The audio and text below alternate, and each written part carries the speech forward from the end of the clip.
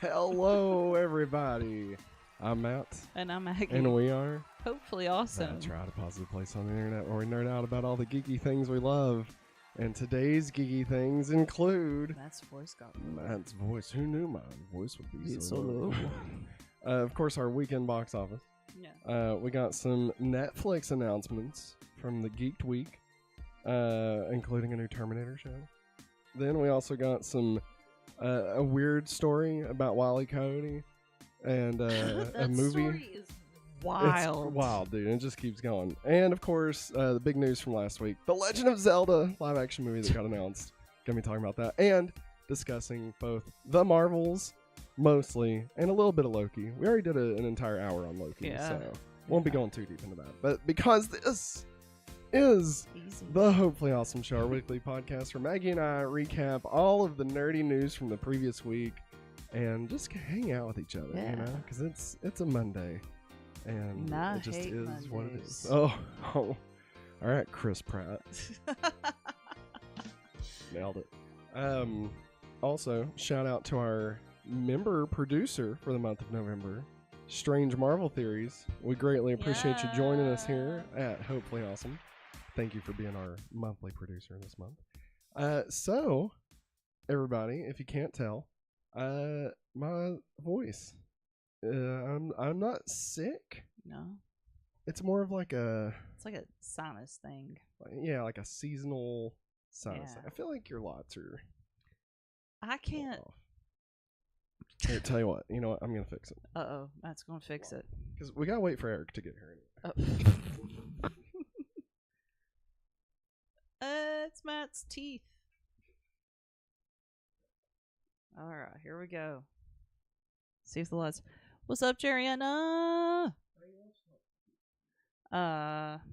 Well, I finally got to unbox this beauty right here. See that? It's all three of them. Delivering a can of whoop ass. I love how Miss Marvel looks. I think we're good. We're golden. We're golden. Just can't see anything on the other side, that's all. Oh, got baby's foot up in my rib. and then there's Photon and Captain Marvel, of course. So cool. I love it. I love how they made them look like their eyes and stuff. Yeah. Dynamite. Good job. Dynamite. We got another thing to show later, but that's for when we review the Marvels. Oh yeah, you want to give them just a little tease? Yeah. Just like a tip. Just the tip, as I like to say. Oh Jesus, are you okay? Fudge. Funko, God. Just the tip. That's all you get, you dirty boys. So, hey, first off, here's the thing. A funny thing happened before we dive into the show. A funny thing happened. We opened a P.O. box about, I don't even remember how long ago at this point. 3 weeks? 4 weeks? Maybe. But we have a P.O. box now. Yeah. It's over in our About section. You can find it. If I knew enough to tell you the P.O. box, I would. But wait. I got it. Well, while we set it up, we actually received some fan mail in the P.O. box. We got some mail. It never fails. It makes us want to wag our tails. Where we what a whale. Mail! It is P.O. Box 30. Oh, yeah. 3924, Kingsport, Tennessee 37664. We got mail, baby. Big old mail. So, we'll be talking about that. I kind of want to wait a minute because Eric, I don't know if he's going to join us or not. Eric sent us something, everybody. Eric. Longtime fan, joined us. I'm assuming anyway. I don't know. He may hate our guts. Hey, what are you doing? Hey, Lucy's in here. Go get on the couch. But he first joined us with, I believe it was Transformers podcast, going back to Beast Wars. So, so yeah, he sent us something in the mail. It's So we're stretching. gonna check that out. Yeah. Hey Eric, Salsa. he's here. He's here. He's here, Maggie. Yes. All right, Eric, you made it. Guess what, Eric? It's about to go down. Uh-oh. We're going down. Do you want to show Lucy? There, I'll show. I'll get the first box. Oh, here we go. There it is. Drop some loos in the chat, everybody. There she is. There she is. All right. So our first box. So cuddly. I've pre-cut these. We haven't looked at it, but I pre-opened them. Try to make sure there's no hexes or dead animals in them. Yes. So this just says it's from Edgefront Home. Now I don't know if that's somebody that watches, or if that's just an Amazon store. I have no idea. I tried looking it up, couldn't find anything. So, Mate, do you want to open this one and I open Eric's, or do you want to open Eric's? I'll open up that one. You want to open this one? Yeah. Right. Okay. Well, you've also got a dog. That's okay. You got it. Okay. Say, I'm used to this. Here we go, everybody. Here we go. That's what you get for joining us live. Sweet unboxing action. Oh. I see a Miss Minutes. I see Loki. What? Loki on it. What is this? This is amazing. Already. I mean, just the fact that Miss Minutes and Loki are on it, it's already amazing. I'll see. Lots of bubble. Rise of the Beast trailer review. That's right, Eric. Thank you. Thanks, Thank you for Eric. that. I forgot about that. Thank you. Oh, it's a Loki collector's box. Oh, dang. We get a hat, a bag, and socks, and a keychain, and this really rad Miss Minutes LED light. Oh, it's a lot? Yeah. Here's I like that. there you go. You can kind of see it. I'm trying to get the light to bounce on it. I kind of like the hat. It says variant on it. Well, here. Oh, wait, holy crack. This bad boy open. This is awesome. Yeah. Thank you. Who was it again? Home something.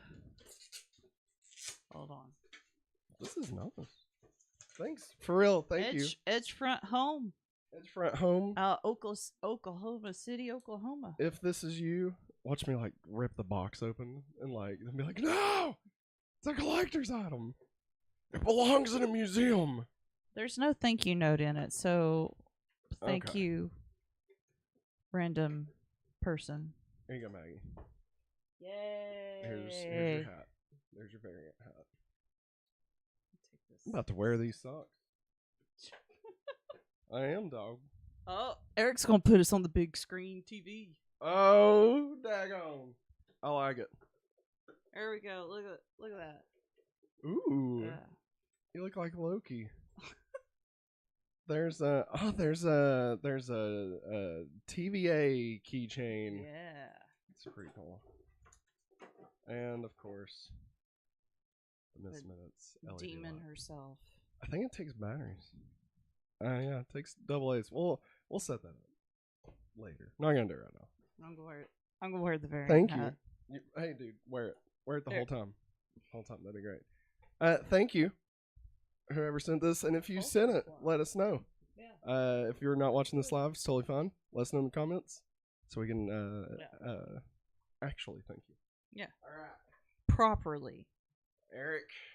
Here comes the box. I'm gonna make sure I don't accidentally dox Eric with like any address information or anything. So yeah, here, I'm trying to. Again, did not look at this. It's me, Eric. I got a hat on. He says, "Oh snap, where's Maggie?" Oh, there's a letter. You want me to read it? I mean, is that Or do you want to read it? Well, no, I mean it's okay if you read it. I just want to make sure Eric's cool if we read it live. Oh. So, hey Eric, are let you us cool know with if you're us cool with reading this. the note, the letter? We'll hold. We'll hold. Because obviously there'll be a second. Like if it's something you want us to just read for ourselves, we will totally do that. And then what, Maggie? Ooh. What the heck? Eric, what did you send us, buddy? Oh my god. Whoa, God, that box is massive. Look at this. Look at this.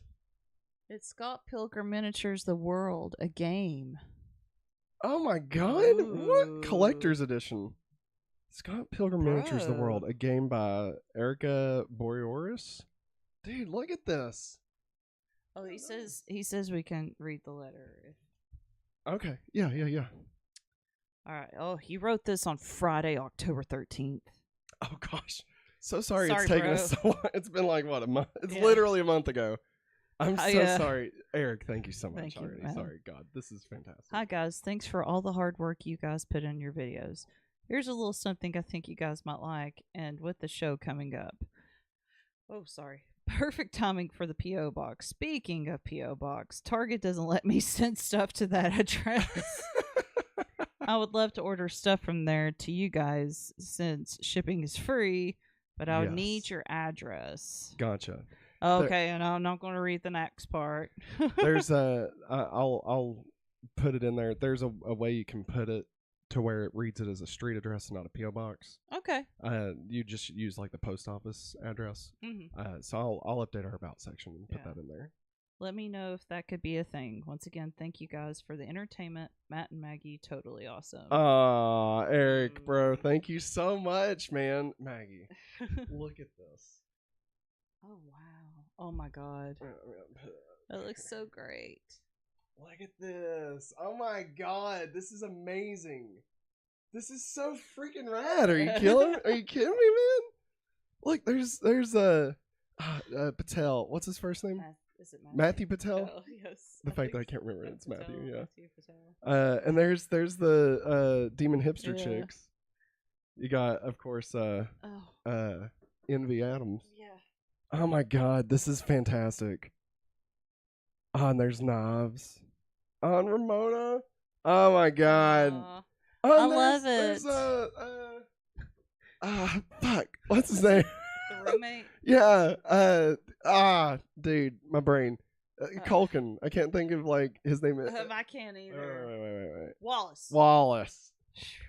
Again, Wallace. I just realized it was still one screen on me. My bad. Again, Wallace. Dude. I love it. Yeah.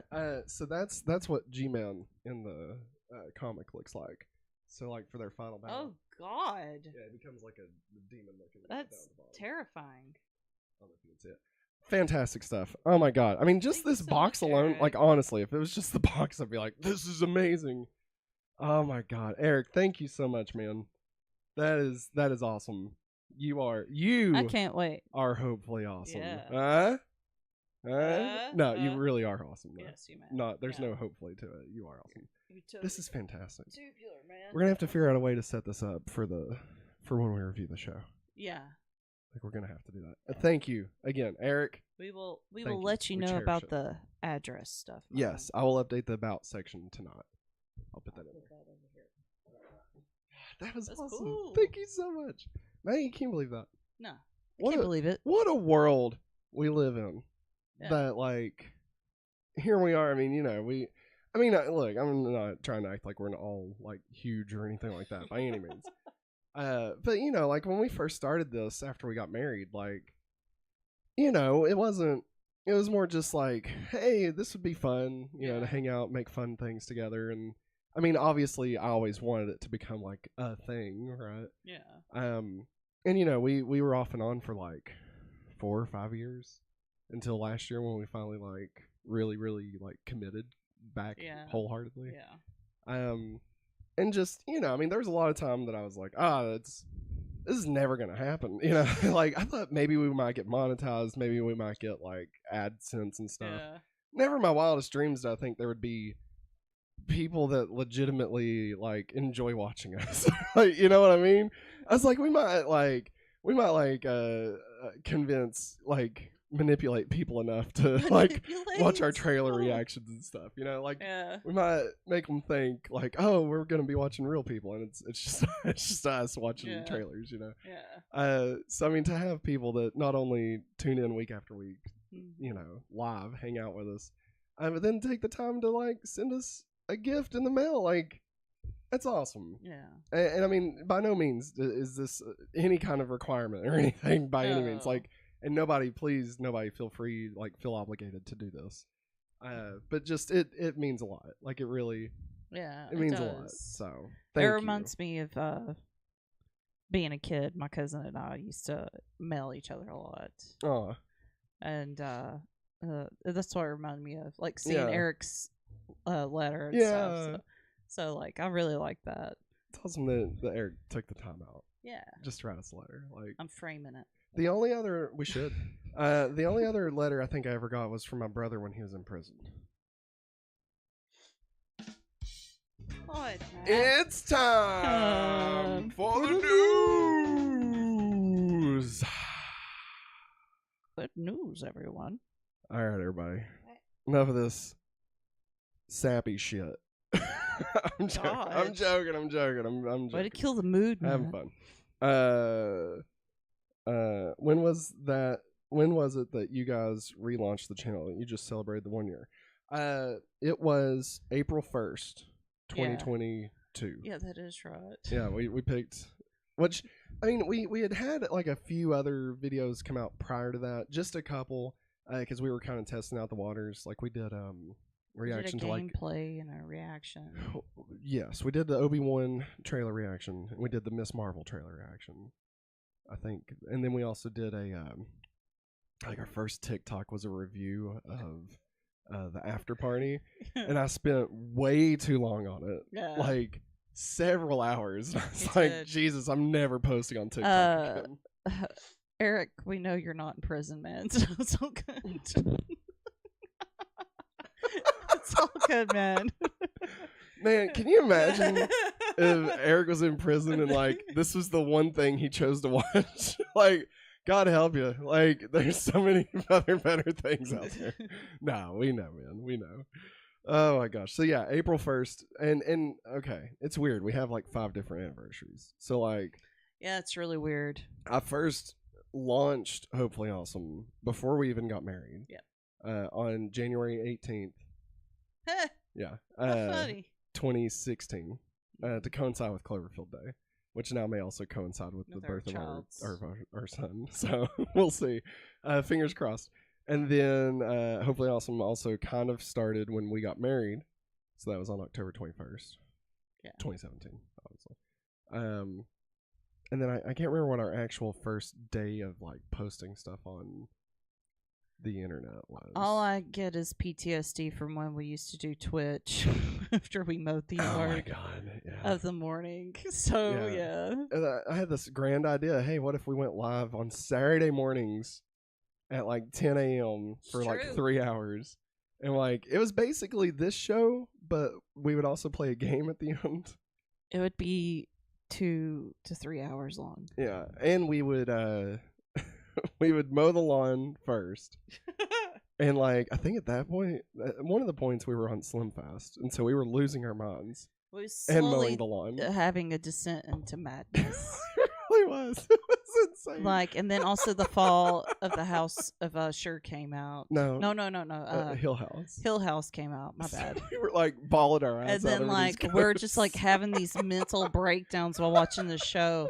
And then Matt like gets a sinus infection and he goes to urgent care. And the doctor's like, "Oh, so you've been trying to lose weight?" And he's like, "Yeah." She's like, "What are you doing?" He's like, "Slim Fast." So she's like, "Oh God, you need to stop it right now." She's like, "Your body needs food. It doesn't need liquid." Like, fuck. Like, that's basically what the doctor said. So, anyway, all that to say, don't do Slim Fast. Yeah, we'll say that was the point of that. So Maggie, weekend box office results. Whoop, whoop. It was an odd weekend. Yeah, it was. Well, and by odd, I mean it was apparently not a great weekend for many a Marvel fans.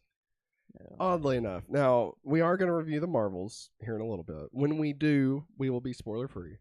And then after that, of course, we'll be going into spoilers. We'll let you know when all that happens.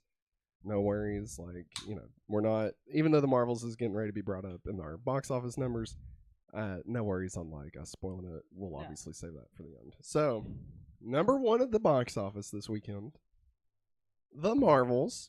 I'm gonna take a drink of this so I can put it down. Okay. All right. Box office for the Marvels. Should have got my notes somehow. Oh my god. It's so good. All right. Something about that fake cappuccino taste, you know? Number 1, The Marvels opened up domestic with $47 million. Not great. Not a great number. Marvelous. Domestic, that was domestic. Worldwide grossed $110.2 million. 110. Again, not fantastic numbers. Now, here's the thing. Would I like to make $110 million in 3 days? Yeah. Oh, heck. Would I consider that a film? Fuck no, I would not. Now, granted, I'm not, $300 million movie. So, I mean, So this is the lowest Marvel opening weekend ever. Mm-hmm. Well, now, okay. They said Marvel. I'm assuming they mean Marvel Cinematic Universe. I don't think they mean, Blade Trinity. No. No. They mean the one that we're thinking of. Or like the second Ghost Rider. Right? Like, I can't imagine it opened higher than the Marvels. Bring back Nicolas Cage. Are you taking your variant? Yes, I'm getting hot. Yeah, I can see that. Let's see here. The 21.3 million opening day. That's how much it made in one day, the opening day. Which is the lowest MCU opening day ever. The budget was $274.8 million. That does not include advertising. Marketing, which there was a good amount of it. I mean, they try. So I was talking to somebody today at work, and I was talking about why did it fail, right? I think there's probably at least 3, maybe 4 reasons. I can't remember off the top of my head how many I counted, but I think number 1 is the not a huge factor, but I think the actor strike played a big part. Because the cast was not able to go out and actually advertise like normal. Yeah. Right? Normally there'd be a huge media blitz. Mm-hmm. Right? I think 2, and this one's stupid, but for some reason there's a lot of fucking dumb fucks. Maybe I should clean it up. Clean it up, Matt. No, fuck it, because they suck. That hate Brie Larson. Yeah. And Marvel, Captain Marvel, because she's a woman. Yeah. Not look, here's the thing. If you dislike Captain Marvel as a character because you think whatever, as long as it's about an actual reason, that's one thing.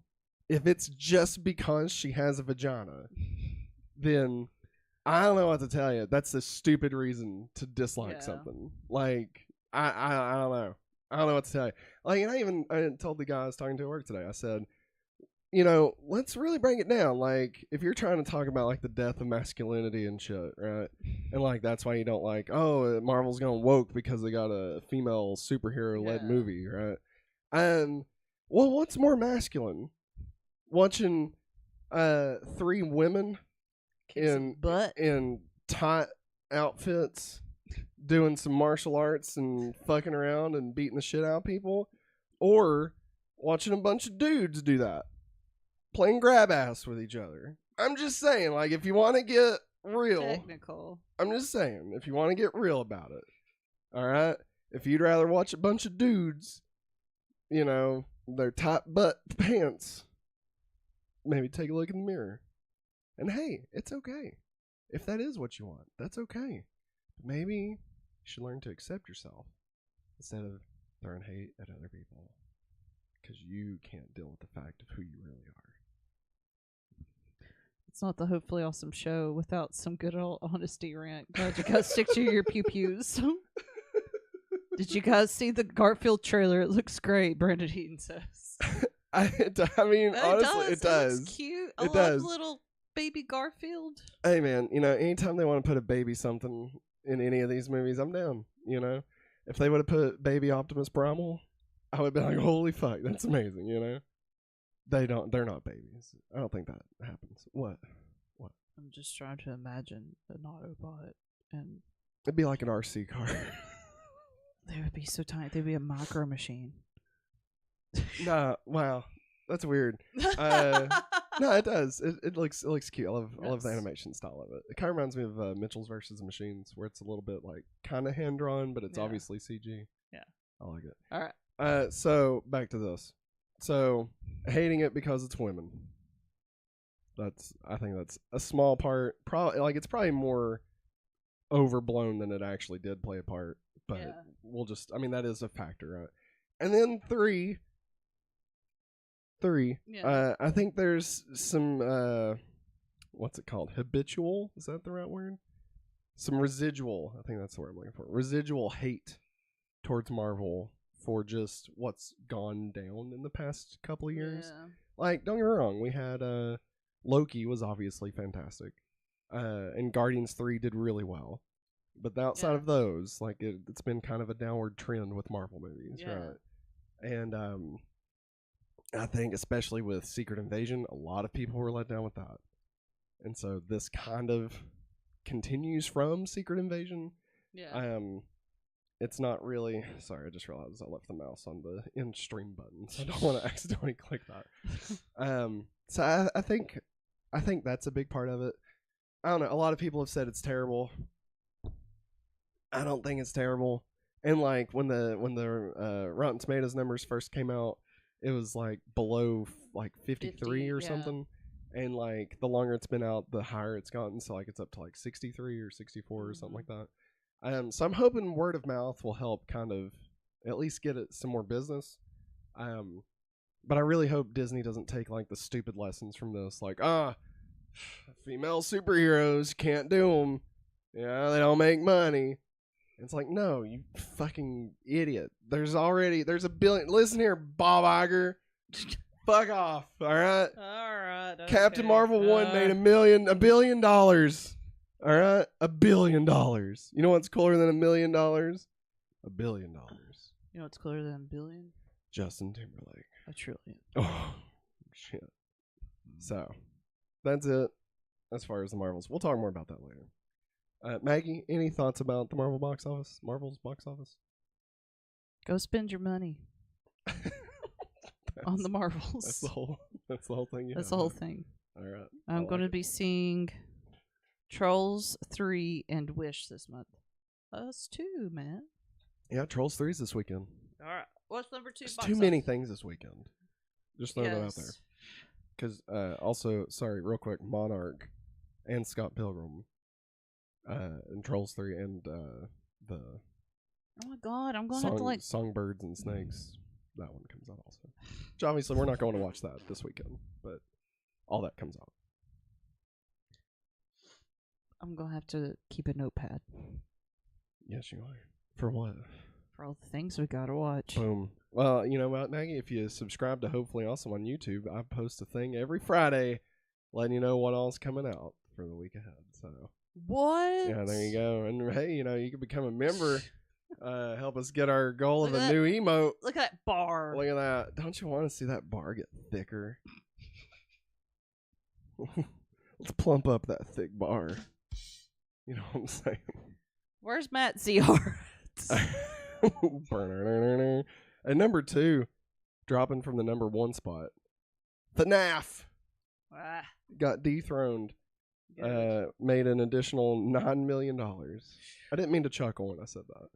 Like, I mean, hey, I got nothing to chuckle at. I mean, fucking, the Marvels made $40 million. I mean, you know, what the hell do I know? $9 million, $127 million domestic, $251 million worldwide. Number 3, dropping from number 2, Taylor Swift, The Eras Tour. Bringing in an additional $5.9 million, bringing its total to $172.5 million domestic, $240.9 million worldwide. We had a dude like at our theater Saturday, just going back and forth. I think from our theater into the Taylor Swift one. Yeah. And I don't know what he was doing. Like, it's just really weird. Here's what I think. I think he had a tween daughter. Okay, a twifty. As one might say. A twifty. And I think he took her to the concert, and he's like, fuck, I can't. I don't want to be in here. Tell you what, you good with your friends? All right. I'm going to go watch Brie Larson kicks his tail. And then he goes and he's like, sweet, a new Marvel movie. And he figures out, oh, it's all women. Well, I guess go back to Taylor Swift to get broke Disney. He didn't leave the movie theater during the Marvels. Did he not? I didn't pay attention. I did. Because I was like, is this dude just going to go back and forth the whole entire time? Because I think his wife was with him. But it was just really, really funny to me. Weird. I guarantee you Jammu! Jerry Nana. Jammu. JMU, James Madison University. She's gone up there for game day. My horn can pierce the sky.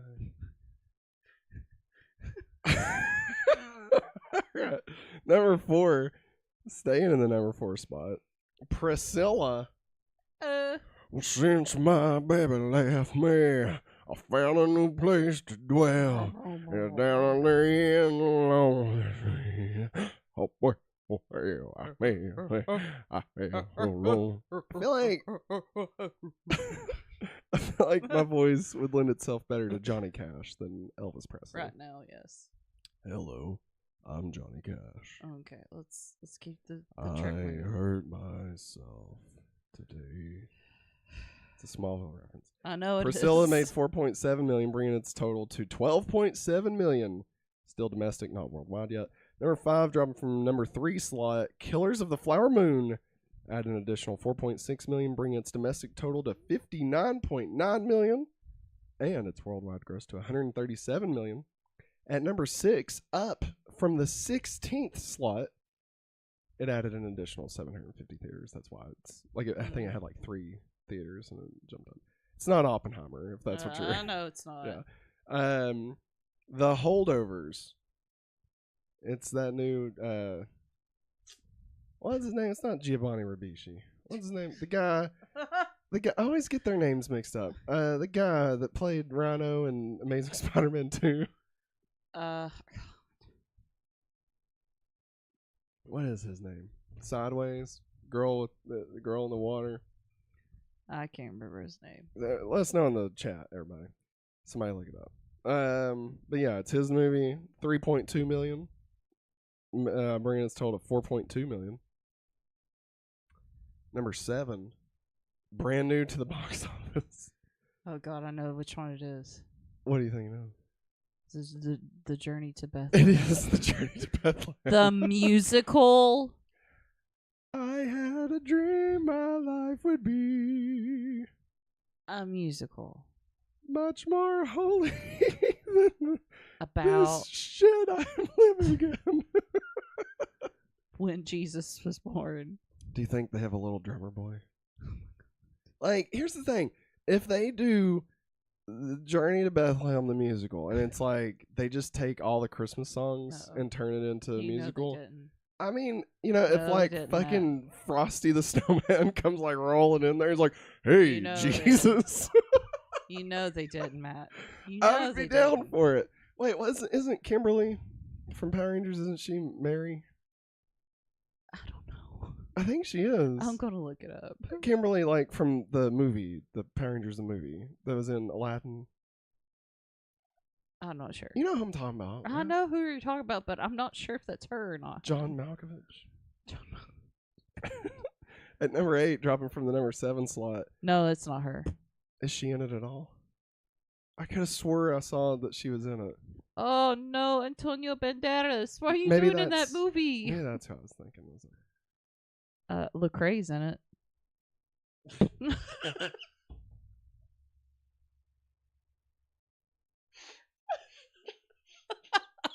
I didn't expect that reaction. That's what's making me laugh. Oh God. Literally, oh God. Paul Giamatti. Thank you, Eric. Paul Giamatti. I always get him and Giovanni Ribisi mixed up. It's not Amy Jo Johnson. It's somebody else. Do you remember Giovanni Ribisi? Do you know who that is? That's Phoebe's brother. Oh, okay. It's not because they look alike. I think it's just because their names. Okay. Paul Giamatti Ribisi. I don't even know if I said his name right the second time. LaCroix, more like LaCroix. Hey, you want to take a guess who LaCroix is? Oh, is he Pilot? Pontius Pilate. He's Gabriel. Gabriel. Yeah. Pontius Pilate is in it, right? I don't know what you're talking. The God's like, hey, fuck all the babies. Oh, whoa! No, that's what he said. That's what he said. It's in the Bible. Is it Herod? Yeah. Okay. Well, Pontius Pilate was the one that killed Jesus. He was like, fuck all the Jesus. It was one of them. All right. Oh my god. Listen, Maggie. Do I gotta keep a running list of all the people that want Jesus dead? Because I can't do that. Okay, that's a long list. All right, there's a whole freaking book about it. It's called the Bible. Ever heard of it? We need to move on. Paw Patrol at number 8, bringing in another 1.7 million, bringing total to 64.5. Let's make more, baby. Worldwide gross of $188 million. FNAF has made way more than Paw Patrol. Just think about that. That's why the youth of our nation is doomed to hell. Right? These kids need to be. You talking about Five Nights at Freddy's? You should be thinking about 5 nights on your knees praying to God. That sounds awful. Freddy got fingered. Okay. So. That's a movie. That's why I'm not freaking out, because I know what it is. Anyways, why did you bring up this Bethlehem? You got me on a roll now. All right, like you started it, Maggie. I saw it and I couldn't keep it in. You started this path of me going down a horrible path for the rest of this episode. All right? Listen, my cousin's name is Jesus. His prison name is. I just got it. All right. Oh, Lord. What was you going to say? It finally happened with my students. Remember I told you when FNAF came out that I guarantee it some of my kids would watch it? Yeah. Finally happened. Had them all lined up, I think, to go gym snack or something. Yeah. And one of them goes, "Hey, have you watched the new Freddy movie?" To you? No, to another kid. He goes, "New Freddy movie? Five Nights at Freddy's." Yeah, but I mean, they call it a Freddy movie? Well, they're kindergartners. No, fuck that. It's not there on Elm Street. And Did you put them in their place? No, now listen. I'm joking. The other kid that answered me, he's like, "Yeah, I've watched it. Oh my god, I loved it." Like, and I was like, "I hear this conversation happening. It needs to stop right now." "Oh, why not? Did you watch it, Mrs. Brown?" I said, "No, I didn't. But we shouldn't be talking." Can we start a Freddy, like a multiverse of Freddys? And like it'd be like Freddy Fazbear and like Freddy Krueger and Freddy got fingered and Freddie Prinze Jr. and like they have to team up. I'm pulling up my notes, guys, so I can keep this show on the road. Come on, everybody wants to watch Freddy verse, Fred verse. And Freddy from Scooby Doo. And Fred. Matthew Lillard is in Five Nights. See, Maggie, it all comes together for those who serve the Lord. From Angel. No. All right. No. Number 9, dropping from the number 5 slot. Radical. Adding an additional 1.7 million, bringing its domestic total to 5.2 million, and its worldwide gross to 13 million. I'm going like cross-eyed looking down past this microphone. At number 10, dropping from number 6, The Exorcist Believer. Believer. Justin Bieber is going to possess you. And I was like, Pazuzu. zoo, zoo, zoo, zoo, zoo, zoo, zoo. 1.1 million, bring its domestic total to 64.9 million and 100 worldwide 131.6 million. Hey Eric, it's it's not happy water, it's sparkling water, Canadian water. Clearly, Canadian. It's clearly Canadian. It's not great.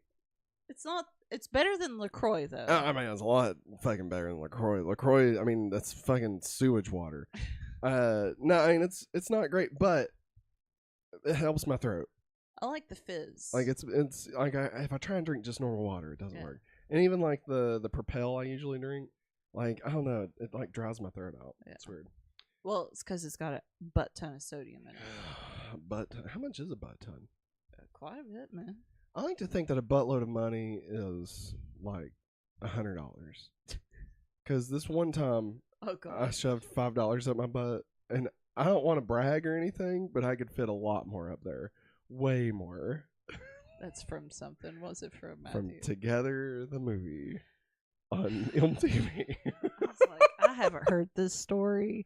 And I know I would have if it really happened. We need to watch. Hey, the next commentary. If we get 5 members, we'll do it together. We'll do a commentary track for Together. Oof. All right.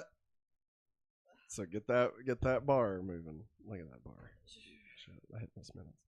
All right. At number 20, Oppenheimer added an additional $100,000. And this is the last time we'll talk about it. Yeah, I put that. Yeah, I read the show notes. Fuck, Maggie. What? Its worldwide gross is $948.9 million. And this is the final time we'll be tracking Oppenheimer because it went back in IMAX. And if this was its last chance to make $50 million. All right. It's just limping along. So we're putting this dog out of its misery. Eric says it's Canadian water with their floppy heads, their itty bitty eyes. Oh yes, I got it now. I'm half of Canada. Fuck you. Oh my god! Right back at you.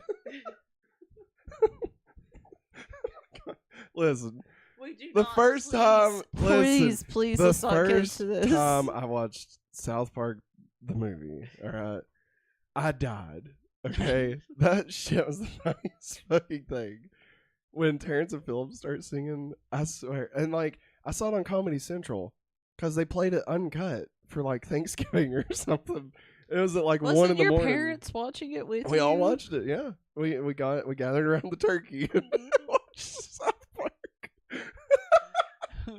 We're truly thankful for South Park. We were. Let me tell you. I really want to start singing songs from it, but I'm not going to. I'm not. There's one running through my head right Terrence now. And Phillip. No. Oh, is it Cosmo? That's not bad. I know. Like, comparatively. I mean. Comparatively, yeah. All right. We need to move on. All right.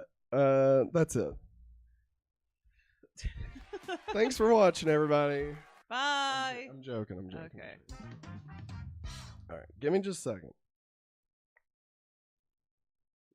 I gotta get my game face on. Chug it all and let out a big old burp. Because this is gonna be one of the segments. Maybe. Do you need backup? Backup for what? Notes. Oh, no, I think I got it. Okay. All right. I'm here. Maybe this won't be a segment, but we'll treat it as it is. All right, everybody. Lucy wants to sniff the chapstick. I'm so sorry. Like, my sinuses are just going bonkers right now.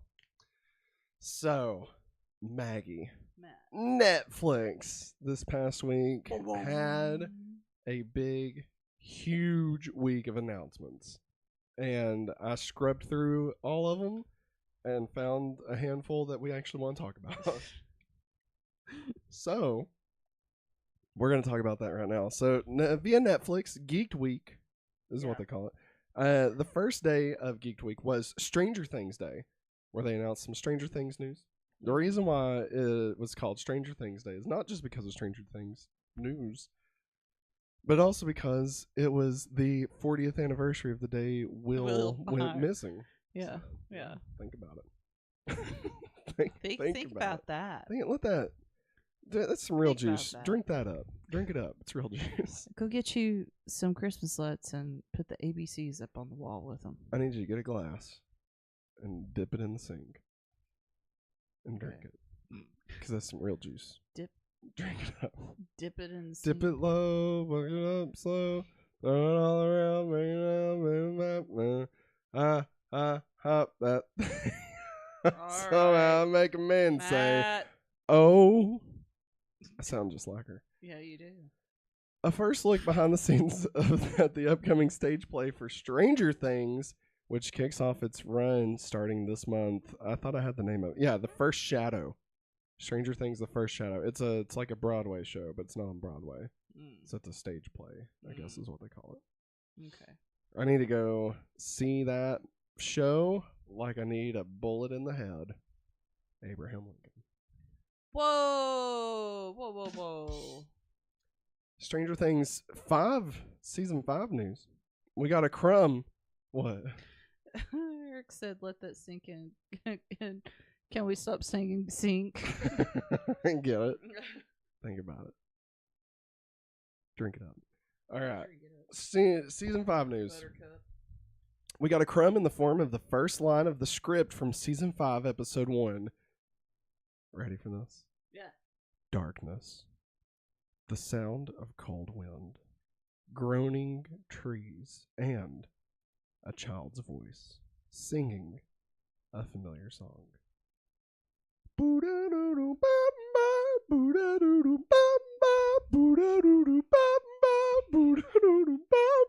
She got a smile and it's me. I thought be running up to him. Man. Oh wait, that's probably what it is. My name's Derek and I can sing high and I can sing high. So then other announcements announcements that were made. Ultraman Rising. Yeah. It looked awesome. Got a new first look images and an excellent new trailer. The new animated movie will hit Netflix in 2024. We did watch the trailer. Yeah. Animation looks amazing. I'm not like the biggest Ultraman fan. Yeah. Like I'm tangentially aware of him. Yes. We know who he is. I know of him more from Cybernetic Super Squad. I think that with Matthew Lawrence. Oh, okay. It took me a second. Cybernetic Samurai Super Squad? Was that what it was called? Something like that. Where like they had to go in the computer and fight. It was not great. I only watched it because it was like Power Rangers. Avatar: The Last Airbender got a new teaser. Yeah. Confirmation that the series will be touching down on February 22nd, 2024. Daniel Day-Kim, Fire Maggie? Emperor. Boop, boop, boop, boop, boop. Maggie, you are our resident Airbender. Avatar: The Last Airbender person. Expert. There you go.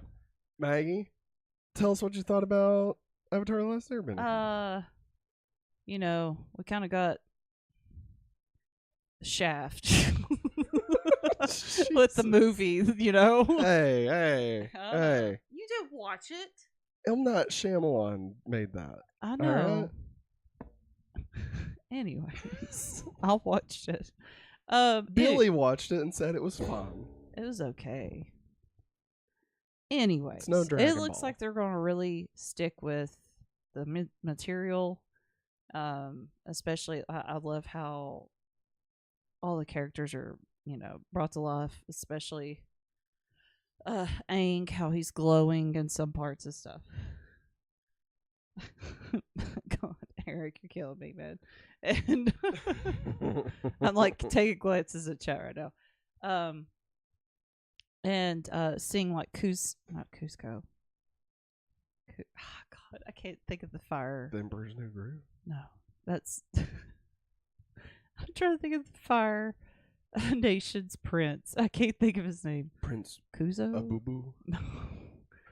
If anybody in chat knows, help me out here because I'm drowning, and my husband's never watched Avatar: The Last Airbender, so you can't. And we own the whole entire series, so Do we? yeah, we bought it. It Do we used to buy be up at the top. I got rid of it. Wait, I what? mean, Huh? I put it in the cabinet. You. Son of a bitch. Anyways, I love how not authentic, but I like how it looks just like the cartoon. And I know there's probably going to be more added to it, maybe just story wise. But I mean, that series went on for a while. I mean, there's a lot of detail to it.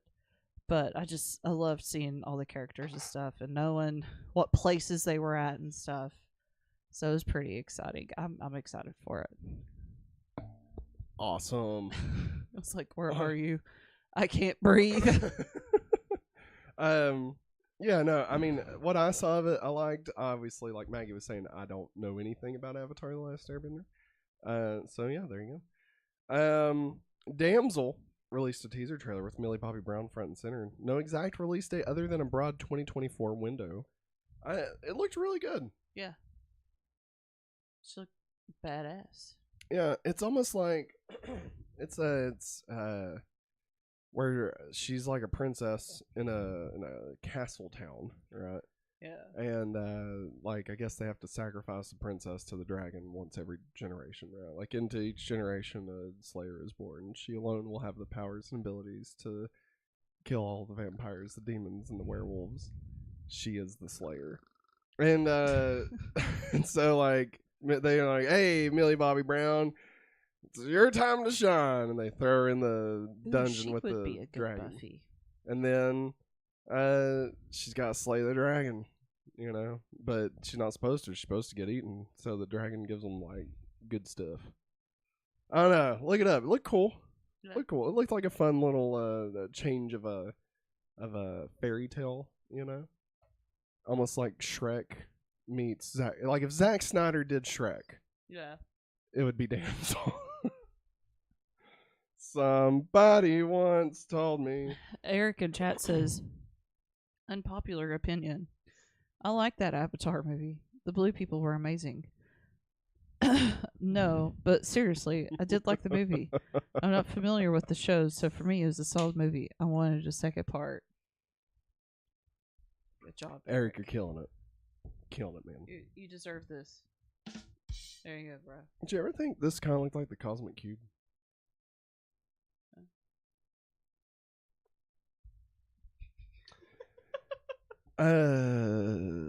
Dead Boy Detectives, new trailer. Interesting. Set in the same world as the Sandman.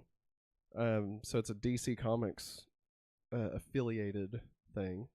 And it's about two dead boys who got up to fight and become detectives. Hardy Boys. Hardy Boys meets Ghost with Swayze. See you later, Lou. Bye, Lucy. Everybody throw Luz in the chat. I think she's hot. It is a little warm in here. Maggie, did you think anything about the Dead Boys? Dead Boy Detective? I was like, are they dead? And then they were. It kind of reminds me, do you remember Dylan Dog, Dead of Night? Wait. Dylan Dog, what? You gotta repeat that last part, Matt. I'm not joking. I'm trying. God, I'm trying. Dylan Dog, Dead of Night. Oh, who was Dylan Dog in that? Brandon Ralph. Yes. Yeah. Oh my God. And Jimmy from Superman Returns. He was also in it. Yeah, I never watched it. It looked like garbage. Like I love you, Brandon Ralph. I think I remember the trailer, and I'm like, who played him? They put somebody in that. That's terrible. I love Brandon Ralph, but damn. Exploding Kittens. We didn't get any release date suggesting it may not be out until late next year, but the upcoming adult animated series is based on the card game of the same name. They did release a teaser, and it looks ridiculous. Yeah, God's a cat. God is a cat, and it's weird. It's really weird. I do feel like, can I just say, I feel like they're kind of ripping off Dogma a little bit. Yeah. Not because of the dog being, or cat God stuff, Yeah. Because obviously in Dogma, God's not a cat. It's so hard to say God and cat and not dog. It is so hard to not say dog. Because like he plays whack-a-mole. He's like, this is the best thing ever. And in Dogma, that's also part of it. Because I keep talking about Dogma. I'm trying to say God and cat and Dogma. Anyway, in Dogma, God plays skee ball. Yeah. That's what caused him to get stuck. Yeah. Because he's playing skee ball. Yeah. So it's just like, oh, it looks funny. Yeah, I have the game. Does God play a part in it? No, it doesn't. Like, that's what's weird. It's such a complicated... It could be such a complicated card game, if I'm remembering correctly. But... Didn't they not test the game? Or was that another game? That was another game. It's the... Oh, God, it has a really long... test this game. Yeah, something like that. Code 8 Part 2 got revealed. Oh, son. With a teaser coming to Netflix in February 2024, starring Robbie Amell and Stephen Amell, the Green Arrow. I think they're cousins. Oh. I think they're cousins. They're brothers. I'm pretty sure they're cousins. I could be wrong. I'm pretty sure they're cousins. Dog backwards is G, not Jesus, Matt. Not Jesus. Robbie Amell and Stephen Amell. I never watched Code 8. Was Code 8? I don't know. All right. How do we feel about Stephen Amell? Are we still okay I don't with know. him? Are we cool with him? Because after he was like, fuck the strike. And then like a week later. Scab. Everyone's like, fuck you. And he was like, okay. And like he carried his son. Yeah. And they were like, you carry his cross. Sorry, I don't try to scare anybody. My child is kicking me. So okay, just making sure. Lastly, Terminator, the anime series was announced, or well, it was debuted. I don't know why I said it that way. Debuted. It was debut. Oh Lord. But no. No, I guess they announced it like 2 years ago, and I just completely forgot. But anyway, it's back, and here it is. This was not shown in the teaser. This was released as a synopsis. So, 2022, a future war has raged for decades. Maybe we need to rework this timeline a little bit. Like, don't get me wrong, like Terminator timeline's already confusing enough, so maybe we don't need to do that. But like. Maybe you just reboot it. I think at this point, saying like something bad happened in 1997 and like the far future of 2022, which was literally last year, like I don't know, it just doesn't hit the same as it did in like 92. You know what I mean? Yeah. I don't know. No, don't reboot Terminator. For fuck's sake, can we just not do any more Terminator? Like I love Terminator, I love it, but fuck, they have just ran it into the goddamn ground. Like, nobody's willing to stick with anything they do. They just drive this train straight to hell, man. And James Cameron just keeps cashing those checks. He's like, yeah, sure, I'll say whatever the fuck you want to say. You give me a cut. All right, yeah, no, this is, if I was going to make a Terminator 3, this is what it would be. Gotcha. It's actually, this one would have been Terminator 3. Nope, got you on that one. I gotcha. It's actually... This anime. It's actually the Sarah Connor Chronicles starring Brian Austin Green, which was good. Summer Glau. Mm-hmm. Summer Glau of Angel. They should have said the year was 2020. Now that's scary. Oh my god. Dude, can you imagine? Hey, don't zone out there, man. An endless army of machines. 1997, the AI known as Skynet gained self-awareness and began its war against humanity.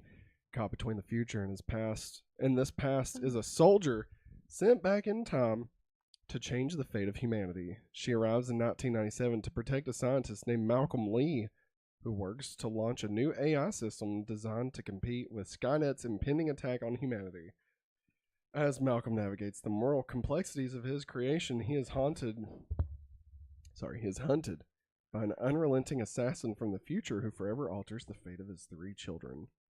I mean, don't get me wrong, Terminator anime. I mean, I'll check it out. I mean, just to see, I'd say at the very least it'll look cool. Yeah. I mean, Terminator like lends itself to anime. I feel like very cyberpunkish. Mm-hmm. Did you ever see that? I think I showed it to you. Did you ever see that cartoon or that animated short that somebody made where it's like Batman versus Terminator? Yeah. Dude, that shit fucking rocked. Yeah. It was freaking awesome. So yeah, that's it for the Netflix stuff. Maggie, any thoughts on any of that? Anything you're like particularly excited for? I mean, Avatar: The Last Airbender, and I know there's a bunch of other stuff. There's Yu Yu Hakusho. Oh yeah. So I didn't know where to put some of this stuff. We do have a new trailer segment that we talk about here in headlines, and so a lot of these were also put down there. Oh, okay. So like if there wasn't anything but the trailer, I just listed it down there. But yeah, Yu Yu Hakusho and the darkness is that what it's called? The dark, Orion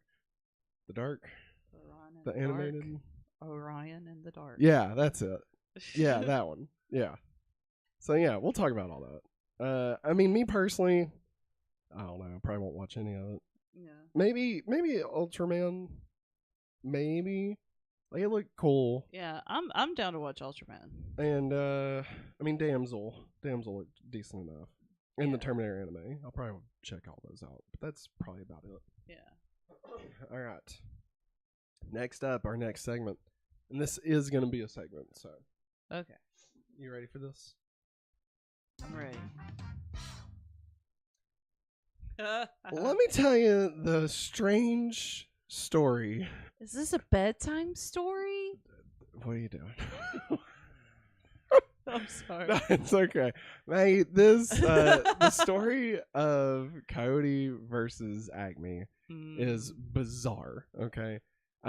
Full of twists and turns. Let me tell you, the story of this movie could be its own movie, all right? And what started off and seemed like a success became a failure, became non-existent, and then was reborn out of the ashes like a mighty phoenix, otherwise known as Wile E. Coyote. All right, because this movie also just will not die. So last week, It just won't die.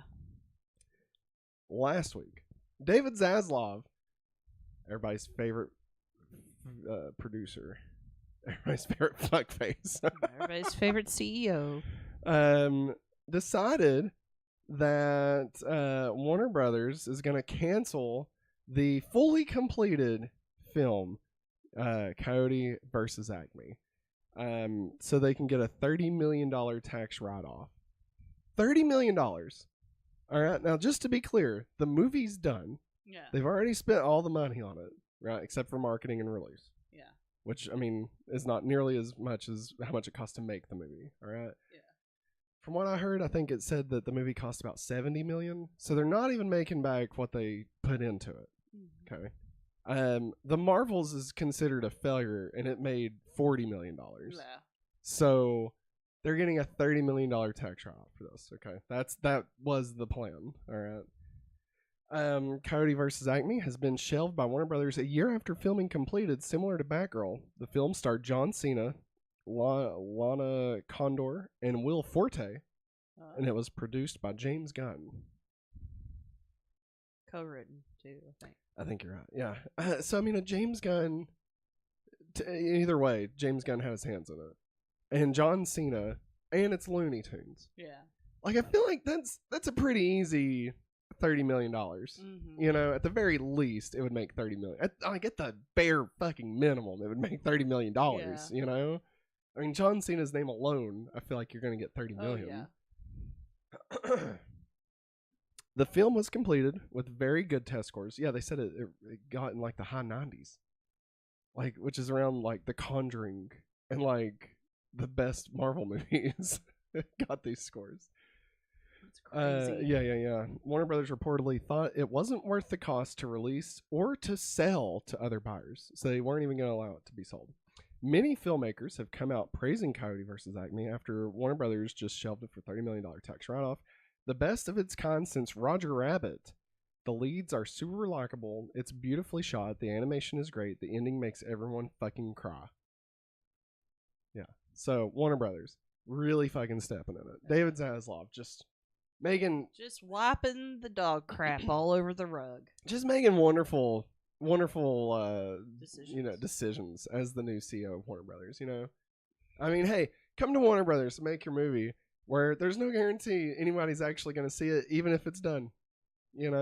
Like, who the fuck would want to work with Warner Brothers? Can they shop Scoob Holiday and They Batgirl? could. I mean, maybe. Well, they've already taken the tax cut, I think. So I think, like, I don't know what, like, the rules are. Like, I don't know if you could just give it back. Like, give it back. Like, I know with, like, an HSA, like a health savings account, and who knows if this is how it works, right? But, like, you put money in your HSA pre-taxed. Yeah. So you don't pay taxes on it, so long as you use it for medical stuff.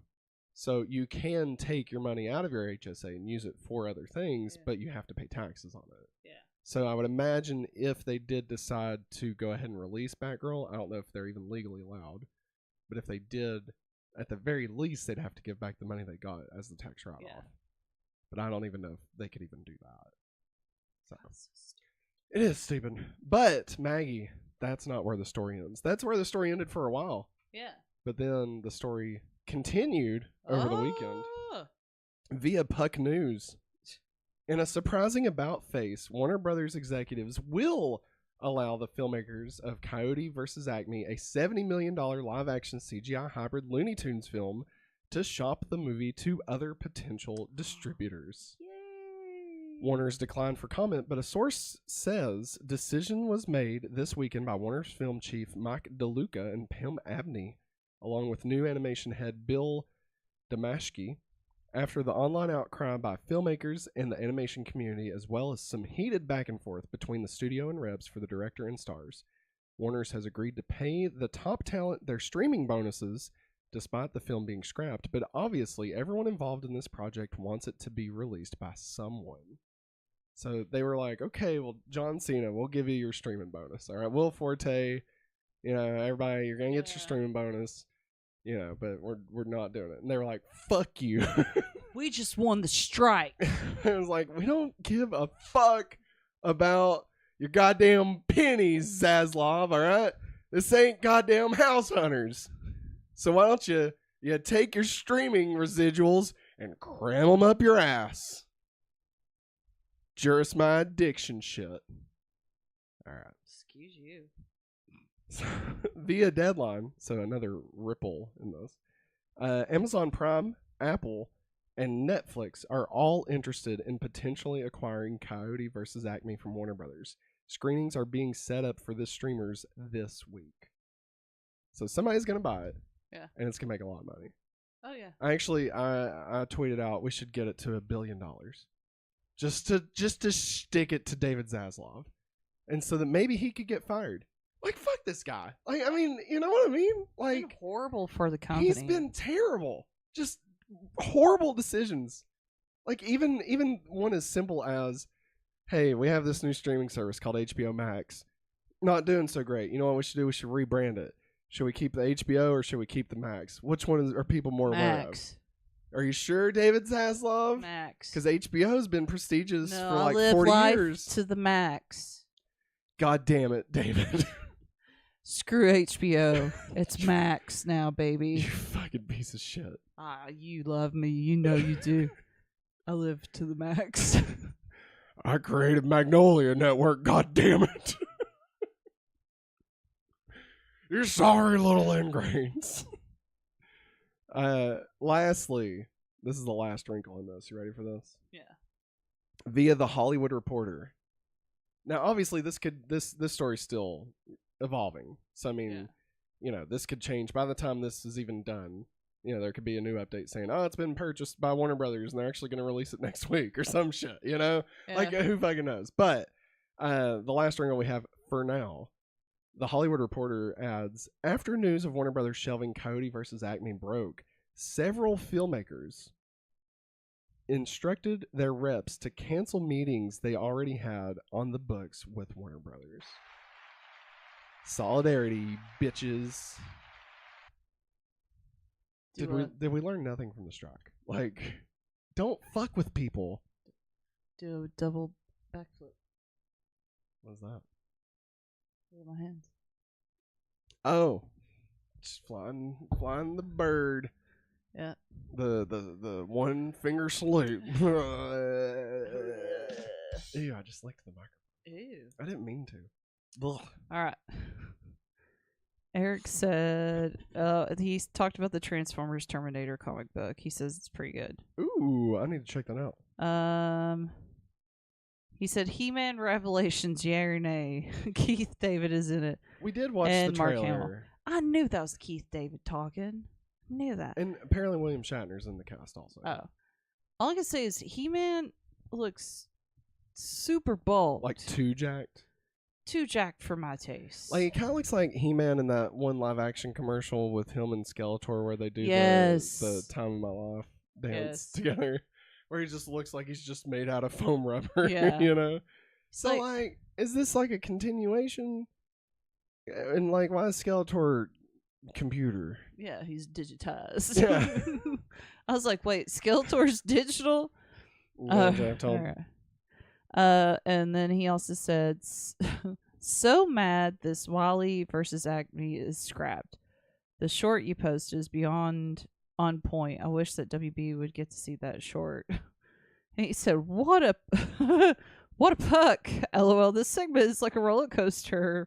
Boo. Oh, wait. Yay. Exactly. It is. It's all over the place. I was reading before we went live, and I was like, what are they doing? They don't know. They don't even know. Zaslav's a piece of shit. That's all I know. All right. Why don't they get Reggie Fils-Aimé? Reggie? Yeah. Like Nintendo of America's Reggie to run Warner Brothers? Yeah, baby. Fuck yeah, that would be amazing. Are you kidding me? That would be incredible. I don't know if he would do good at it, but I'd fucking let him. I mean, he ran VH1. Do you think he could? Do you think Warner Brothers could release Mother 3 if they let him? No. It becomes a Warner Brothers game, and then they have like fucking. I can't even think of his name now. The kid. Marth? Is that no? That's fucking Fire Emblem. Ness. You think they put Ness in the next Mortal Kombat? Do it. God. Nah, I can't even venture a guess at who would be a good person to run Warner Brothers. I have no Kathleen Kennedy there. I have no guess. I have no ideas. All right, no, I don't know that world. Okay. Like, I would have said Steve Jobs at one point, but he's gone. So, and I'm not gonna say that new guy. Good morning, Tim. Yeah, Tim the Tool Man. Taylor. But no, that's currently where we are with Acme, Coyote versus Acme. Maggie, are you excited? I don't even know if this is from it, but are you excited? I don't know if it's from it or Space Jam 2. It might be. Are you excited for the idea of a live action hybrid? Yeah. Looney Tunes movie with Wile E. Coyote being the main character and John Cena. You can't see him. Yeah, he's in this poster. You just can't see it. You can't see him. I mean, I definitely like the idea of them like branching out from Looney Tunes and not just doing like, oh, here's fucking everybody from Looney Tunes. Here's all the guys. Not only that, but we've decided to put the whole entire extended WB universe in here. Rick and Morty are now in here. And like, I don't know. I think it's Looney Tunes has such a huge cast of characters. Like, yeah, let's give some other ones some fun stuff to do. I always enjoyed the Wile E. Coyote and Roadrunner. Absolutely. But my brother would get so excited. He's like, "Is it just these?" Meep, meep. Meep, meep. There it is. Meep, meep. Like, I mean, I would say he's probably. I mean, after Bugs and Daffy, he's probably like my third favorite. I'm probably forgetting a bunch, but. I mean, Lola. Pepe, I feel like Pepe Le Pew is probably a little bit problematic. And Speedy Gonzales. No, probably No. not. God, do you remember when they put him in the new Space Jam, and he was in the Matrix. Dude, that And just Grady- felt wrong. And Grady was Trinity. That felt really wrong, man. I don't even know. I don't even know. That just felt wrong. Shit. All right. Anything else you'd like to say about Coyote versus Acme? No. All right. Next segment. Whoops. Hey, the strike is over, everybody. It's over. 'Cause we're on strike. Wait, I thought we were done. No, it was it's a song from Rocco's Modern Life. We're not on strike anymore. Woo! You can't fight City Hall. You can't fight corporate America. Nope. So anyway, the SAG-AFTRA. Do we pronounce it AFTRA or do we just say AFTRA? No, you can say AFTRA. The SAG-AFTRA strike is currently over. SAG-AFTRA has secured informed consent and fair compensation required for the creation and use of digital replicas for performance and background actors. For an employment-based digital replica, actors will be paid the equivalent to the payment if they had been there to do the work themselves, which is good. The contract assures background actors are actually hired and not replaced by AI, adding that no digital replica can be used to evade payment of a background actor. SAG-AFTRA has secured the following for on-set work. Sets must have proper hair and makeup services for all performers, including those with the diverse and textured hair complexions. Requirement for intimacy coordinators present for scenes involving nudity and simulated sex. So all good things. Obviously, the digital replicas has been kind of a big piece of this. Yep. And it seems that I guess the idea is, yeah, you can use this. Like you can have my digital thing as long as I give you consent for each project. Yeah. Like it's not just a one-off. Like it's not like here it is and they get it forever. Yeah. And they get paid for it as if they were the background extra. Yeah. Now, does that mean like Bradley Cooper would get paid like scale for being a background actor in the movie? I don't know. I don't know. And I know this morning when I was reading over it, a lot of people were retweeting it saying that it wasn't great. So they still haven't what's it called? Codified it yet. Yeah. So I mean, they still got to vote on it and actually pass it. But I think they said something like 86% were in favor of it, which means it'll pass. Yeah. So obviously this could change, but the breakdowns were coming out. There were some people saying apparently it wasn't as big of a grand slam as the writer strike was. Okay. But they did get everything they were going for, just maybe not to the extent that they were going for. Yeah. That makes sense. Any thoughts? Nope. I'm just glad it's over with. Yes, same here. I mean, obviously, we want everybody to be paid a fair wage, and they should have say over their digital bodies. I mean, I feel like that's just a very standard thing. They should have health insurance like any other human should. Absolutely. Like, there shouldn't be people in fucking Game of Thrones that are living in, like, poverty, Like, come on, what the fuck are we doing, Yeah. Like, I mean, these franchises making billions of dollars, and like, we got people like that make this stuff making like $20,000 a year or something. Like I don't know. It's wild. The whole system's stupid. And meanwhile, David Zaslav is out here making like $500 million. I guess I got about $30 million to my salary. I got a yacht for my yacht. I made fucking HGTV, bitch. I live it to the max. Discovered these nuts. All right. So no, I'm definitely all for that. It is great to hear though that if they do pass, if they're good, that people can get back to work and start, making fun stuff again. Yeah. Like that'll be cool. We actually have a segment coming up where we're going to talk about the new dates of all the things that have been officially pushed. Now that we know when they'll be able to get back to work. So a lot of lost shuffles going on. So we'll cover that here in the headlines. It's sad. What's that? That during all of this, I think they had already had so many episodes of Bob's Burgers for the season done. Yeah. Before the strike. They didn't get to do a Halloween episode. Aww. And they won't get to do a Thanksgiving episode. And that's Bob's favorite holiday. Poor Bob. Poor Bob. Linda. Made me sad. Linda. It's What, me. Bobby? It's me, Bob. What, Bobby? Linda. Little babies. Linda, I can't do this today. Little babies. Linda. Look at my little babies. Thanksgiving, Linda. Go. Linda. Go caress your Gene. turkey. God damn it, Gene. Could you just stop playing your goddamn keyboard for 2 minutes? Oh, little babies. Fuck. I gotta get out of here. Happy Thanksgiving. Happy Thanksgiving. I hate my life. I'm going to Archer. You do sound a lot like him, Bobby. Archer. Yeah. I've never watched Archer, so I can't do. No. I did sound a lot like Bob just then, didn't I? Yes, you did. It was Like scary. it was weird. It was really weird. It was really scary. Melinda wasn't too bad. You did great, Maggie. You did Honestly, great. you did good. Matt, Thank you. You did great. Good job. All right. All right. Last segment. This is another actual segment. Sorry. Everybody.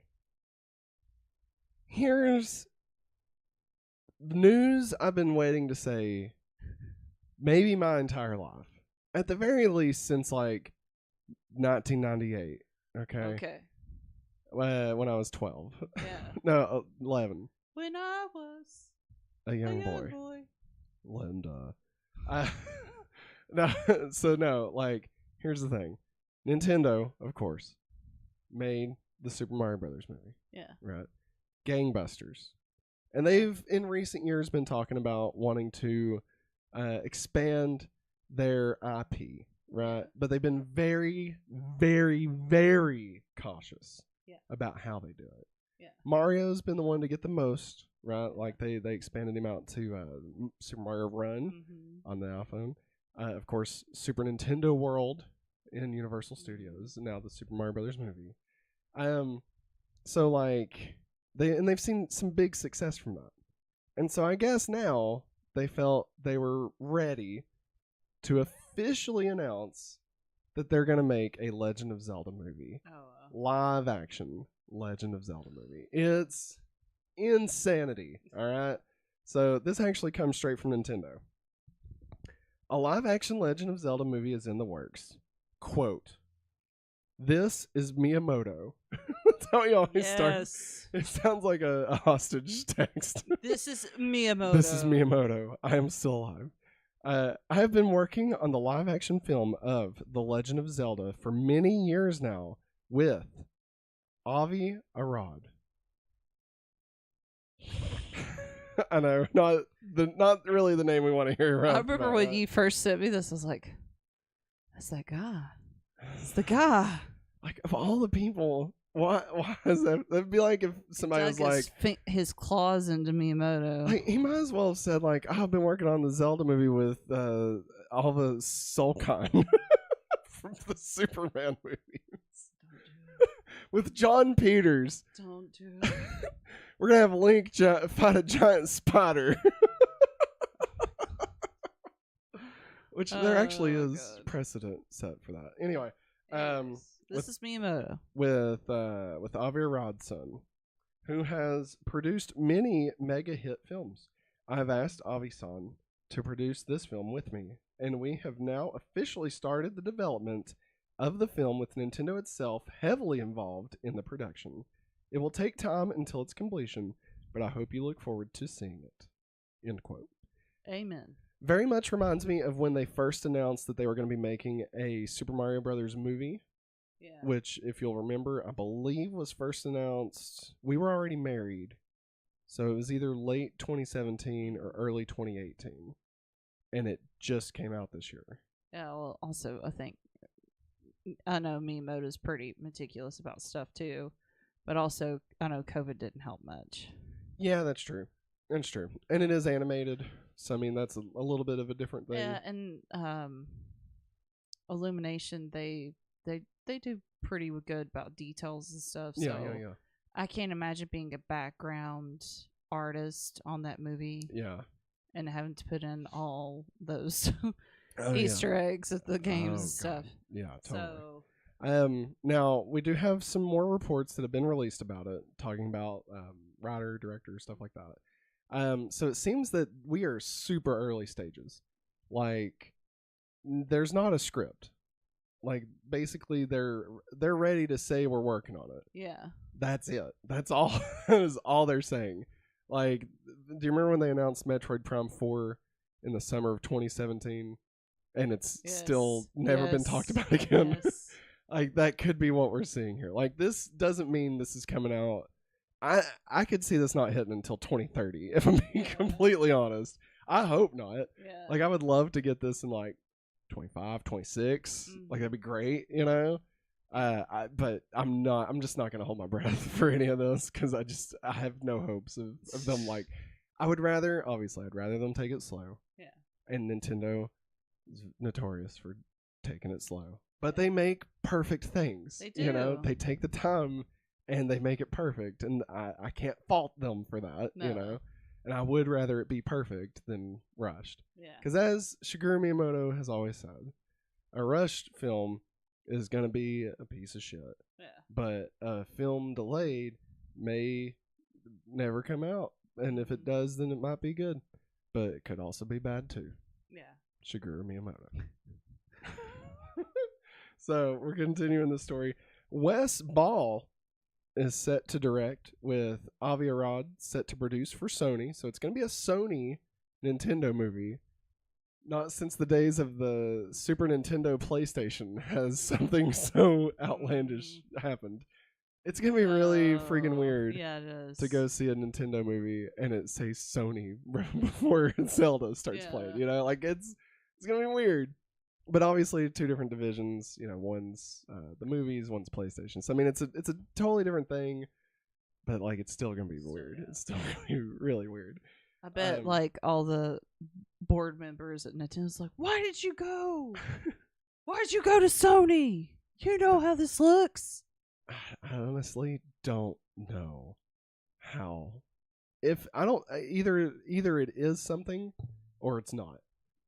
I guess that's really the only two options no matter what anyway. Yeah. But like either it's something that they've had conversations about deeply to make sure everything's kosher, or it's just not been bothered with at all. Yeah. And I could honestly see it being the latter.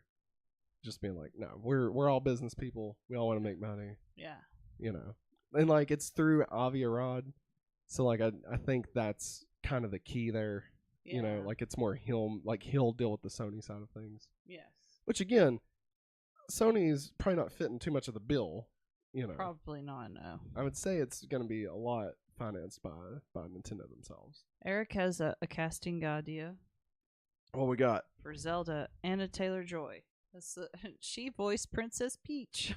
Oh, she would be good. I saw some fan-made art. They had, I don't think this would work now. It would have worked maybe 10 years ago, but Emma Watson. Yeah.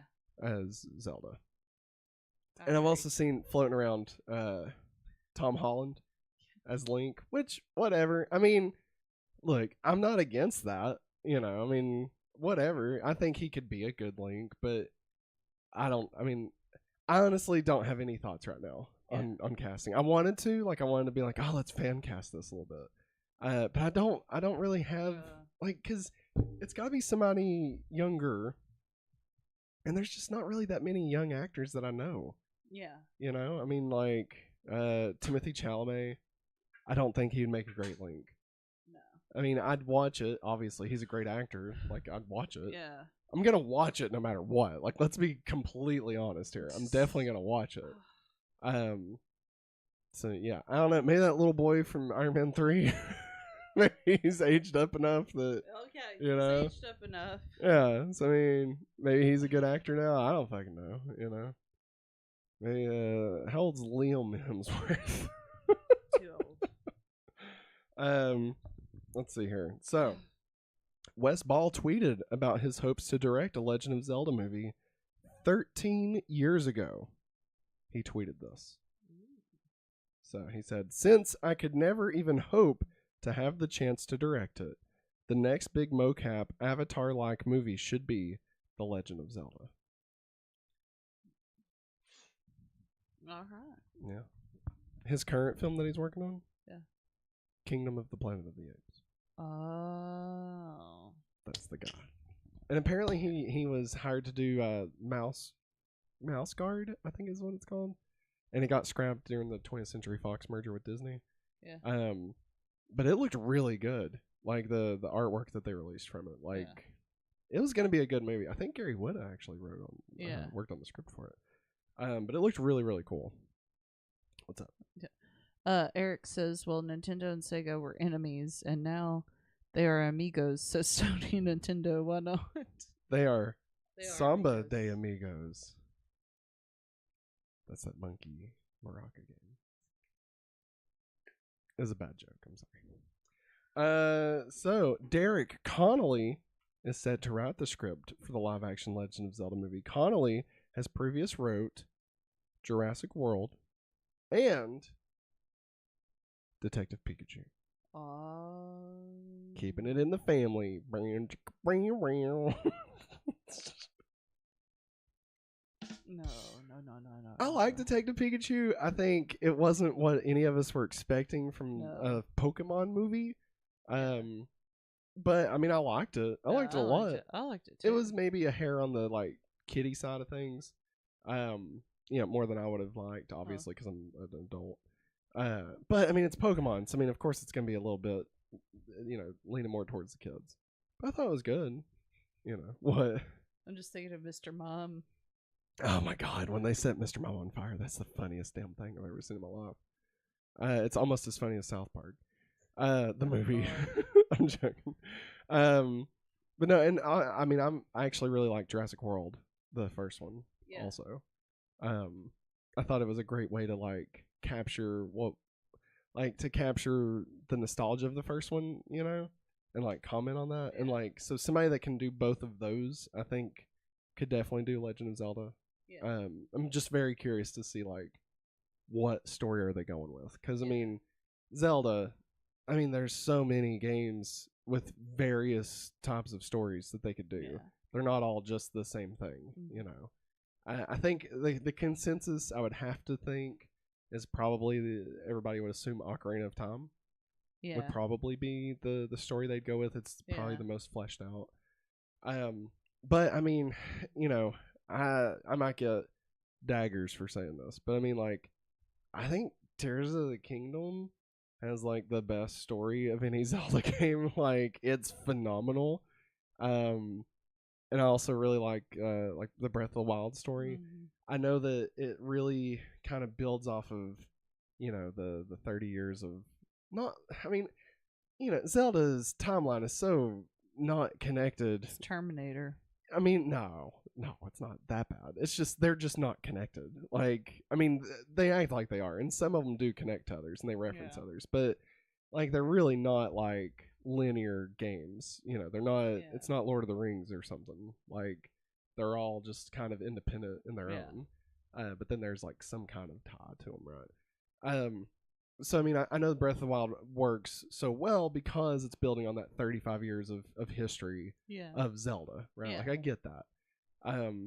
But I think there's a way you could tell that story and it work for a movie. Yeah. But I think you could also, I feel like Ocarina of Time would be an easier one-to-one translation. Yeah. But yeah, and who knows? Maybe they won't do any of that. Maybe they'll just go completely brand new. Fuck, it'd be really cool if they did Majora's Mask. Mm-hmm. That'd be crazy. And now I think it's gonna be a little bit more like Mario, where there's not levels in the Mario movie. Yeah. He's not going to save the princess from the different castles, and it turns out it's not her, it's Toad or whatever. Daisy. Yeah, they don't do any of that. You know what I mean? Yeah. So I think they'll simplify the story of Zelda. As far as the game mechanics, I don't think we're gonna see Link going into 12 different dungeons in the movie. Yeah. I think they'll streamline all of that. Yeah. But I mean, I don't know, I'm really excited. Yeah. It is exciting. Any thoughts of what you would like to see? Which stories you'd like to see? I know you haven't played a bunch of them. I want I want like a side quest going on where they have to help put up a sign.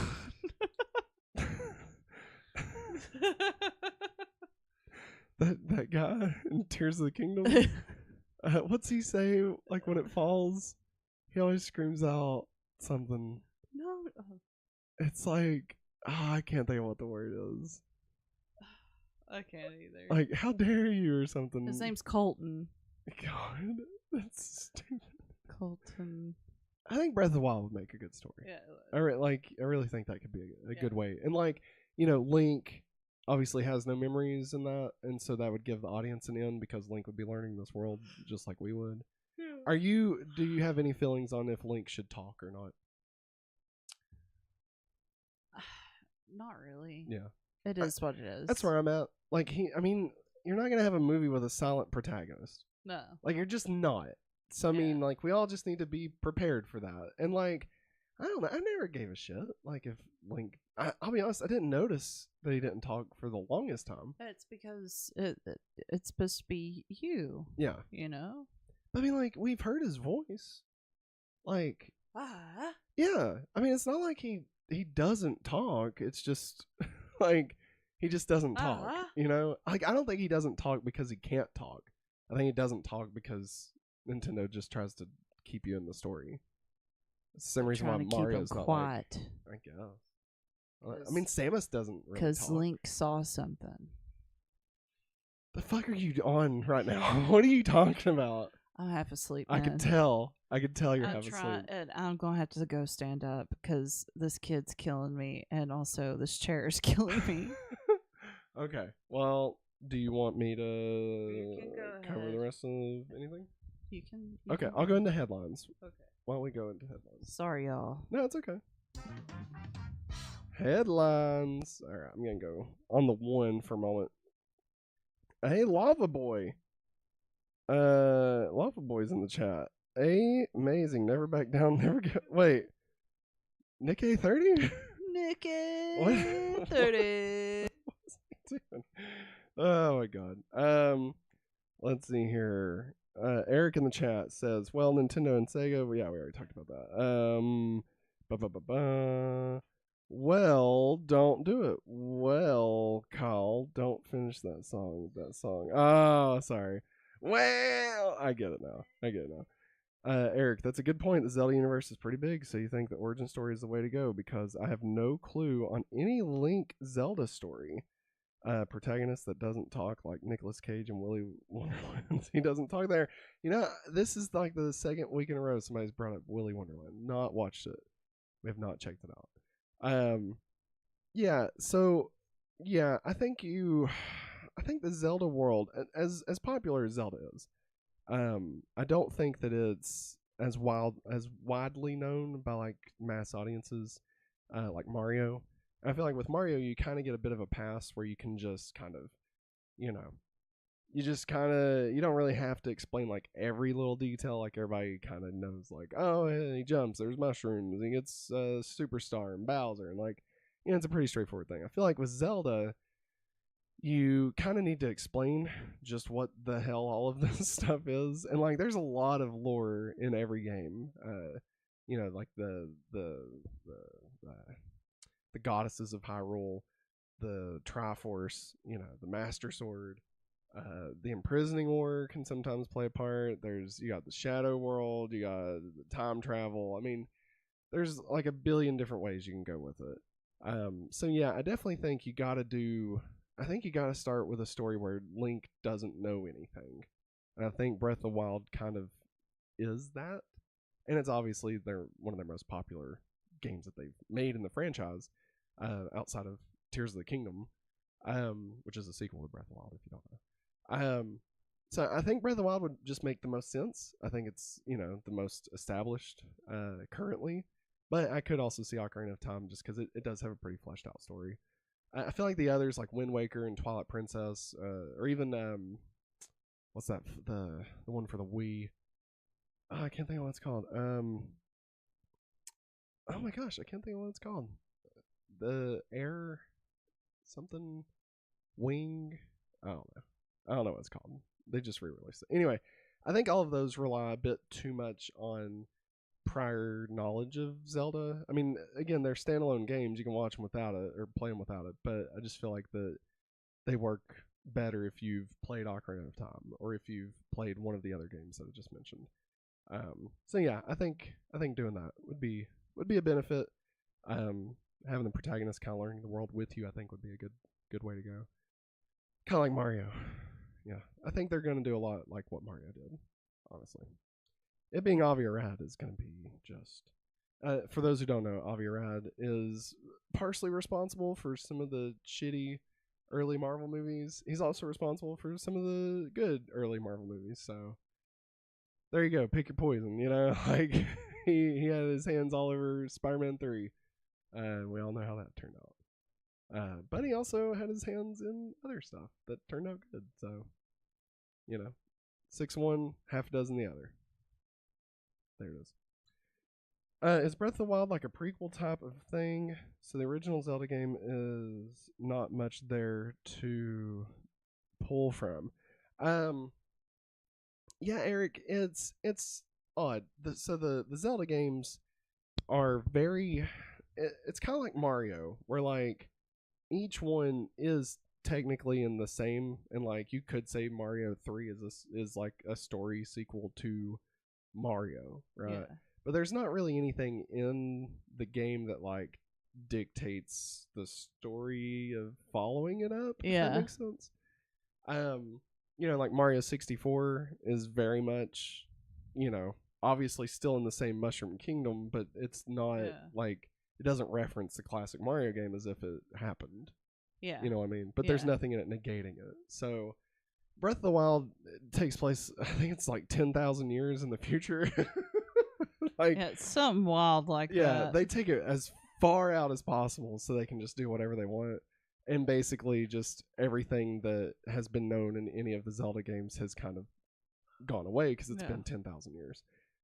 So it's a sequel, but again, everything... I think the easiest way to put it is each Legend of Zelda is supposed to be a legend of the story. Yeah. So it's almost like it's like passed down verbally, right? And so the details can change from one person's perspective to the other, or like you know how somebody would tell the story, it might change a little bit. So in like Ocarina of Time, I think technically you're playing through the Imprisoning War, which is a whole thing about the bad guy Ganon.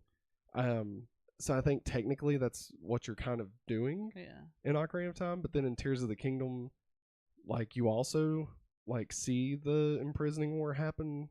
That happened like millions of years earlier, and it's completely different from Ocarina of Time.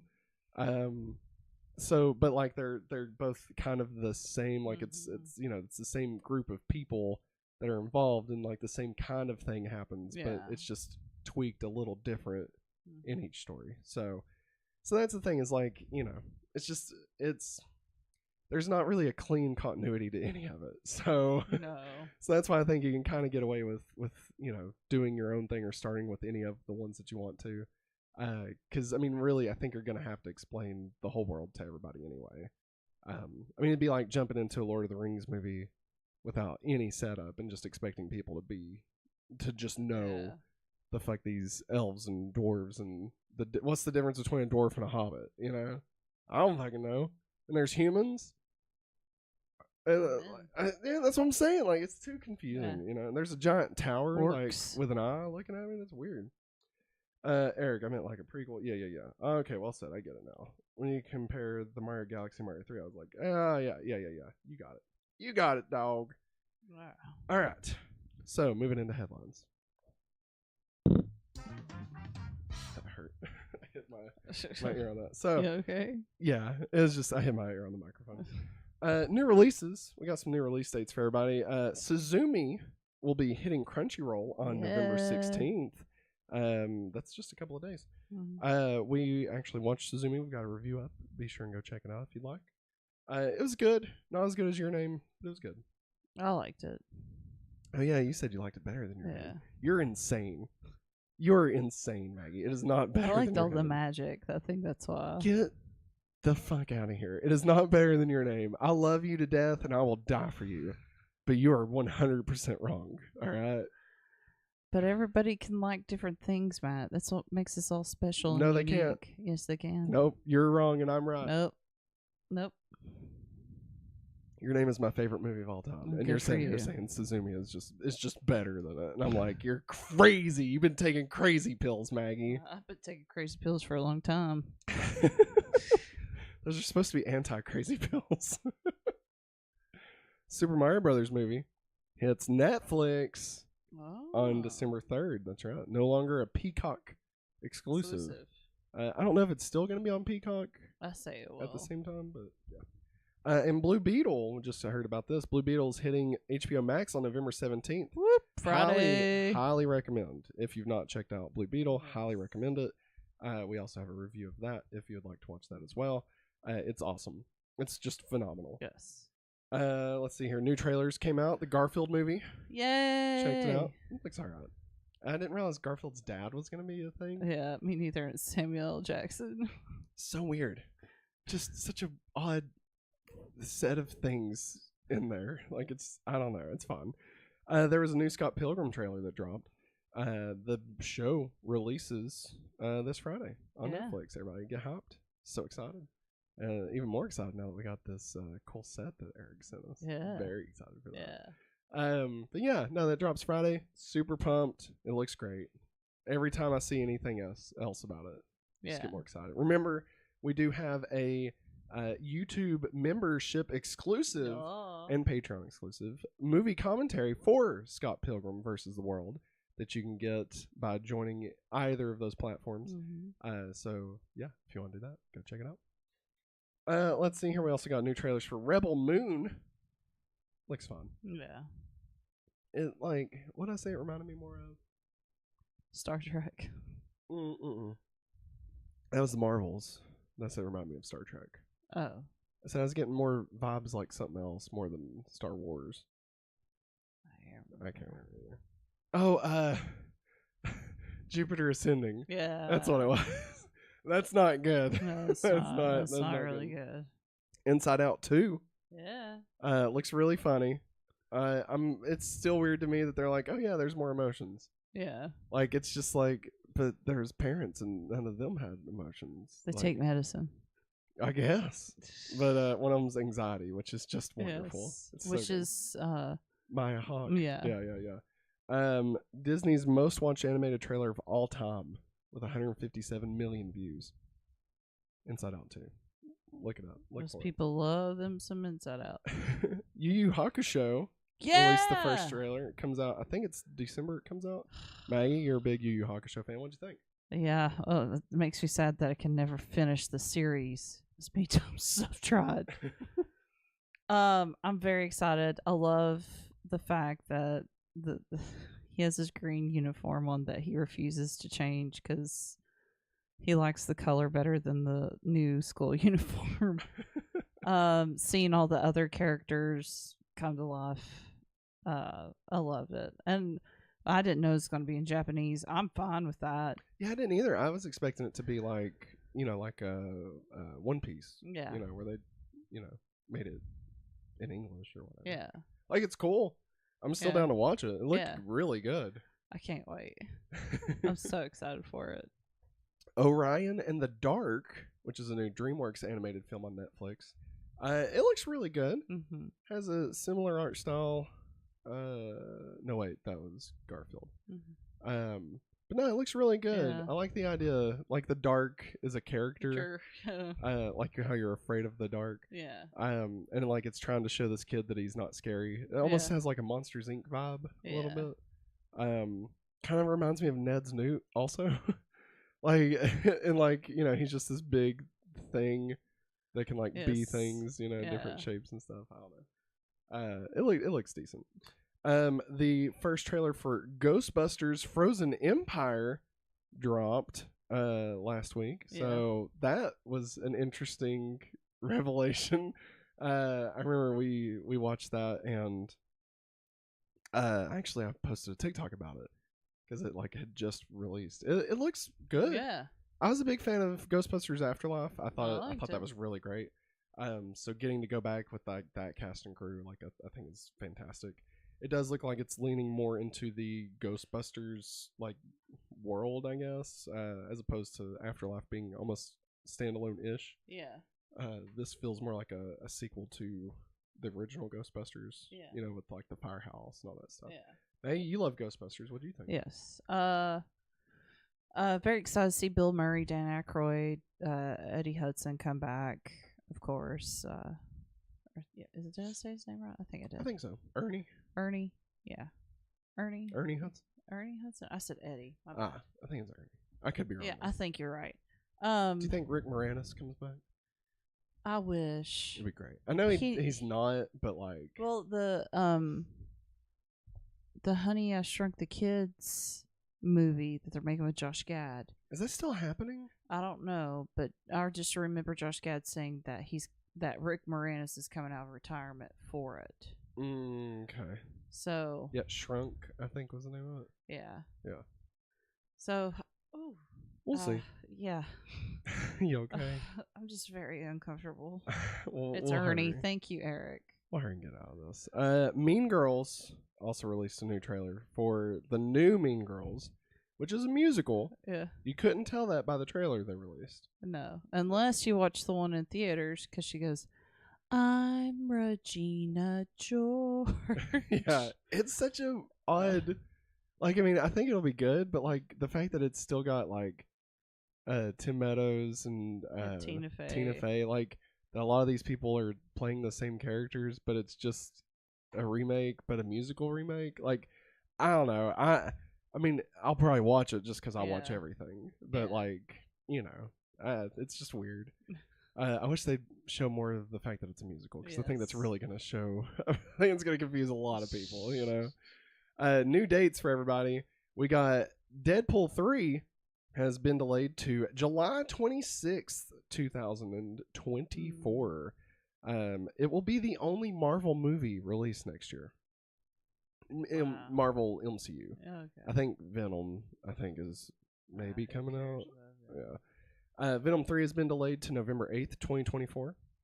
Barry Jenkins' Mufasa, The Lion King, has been delayed to December 20th, 2024. Captain America Brave New World has been delayed to February 14th, 2025. James Gunn confirms Superman Legacy is still on track to release on July 11th, 2025. Yeah. Thunderbolts has been delayed to July 25th, 2025.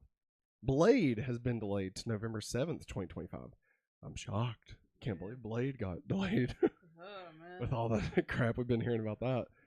Poor Blade. Like, that movie deserves to be fantastic. Yes. And I think it will be ultimately, but yeah.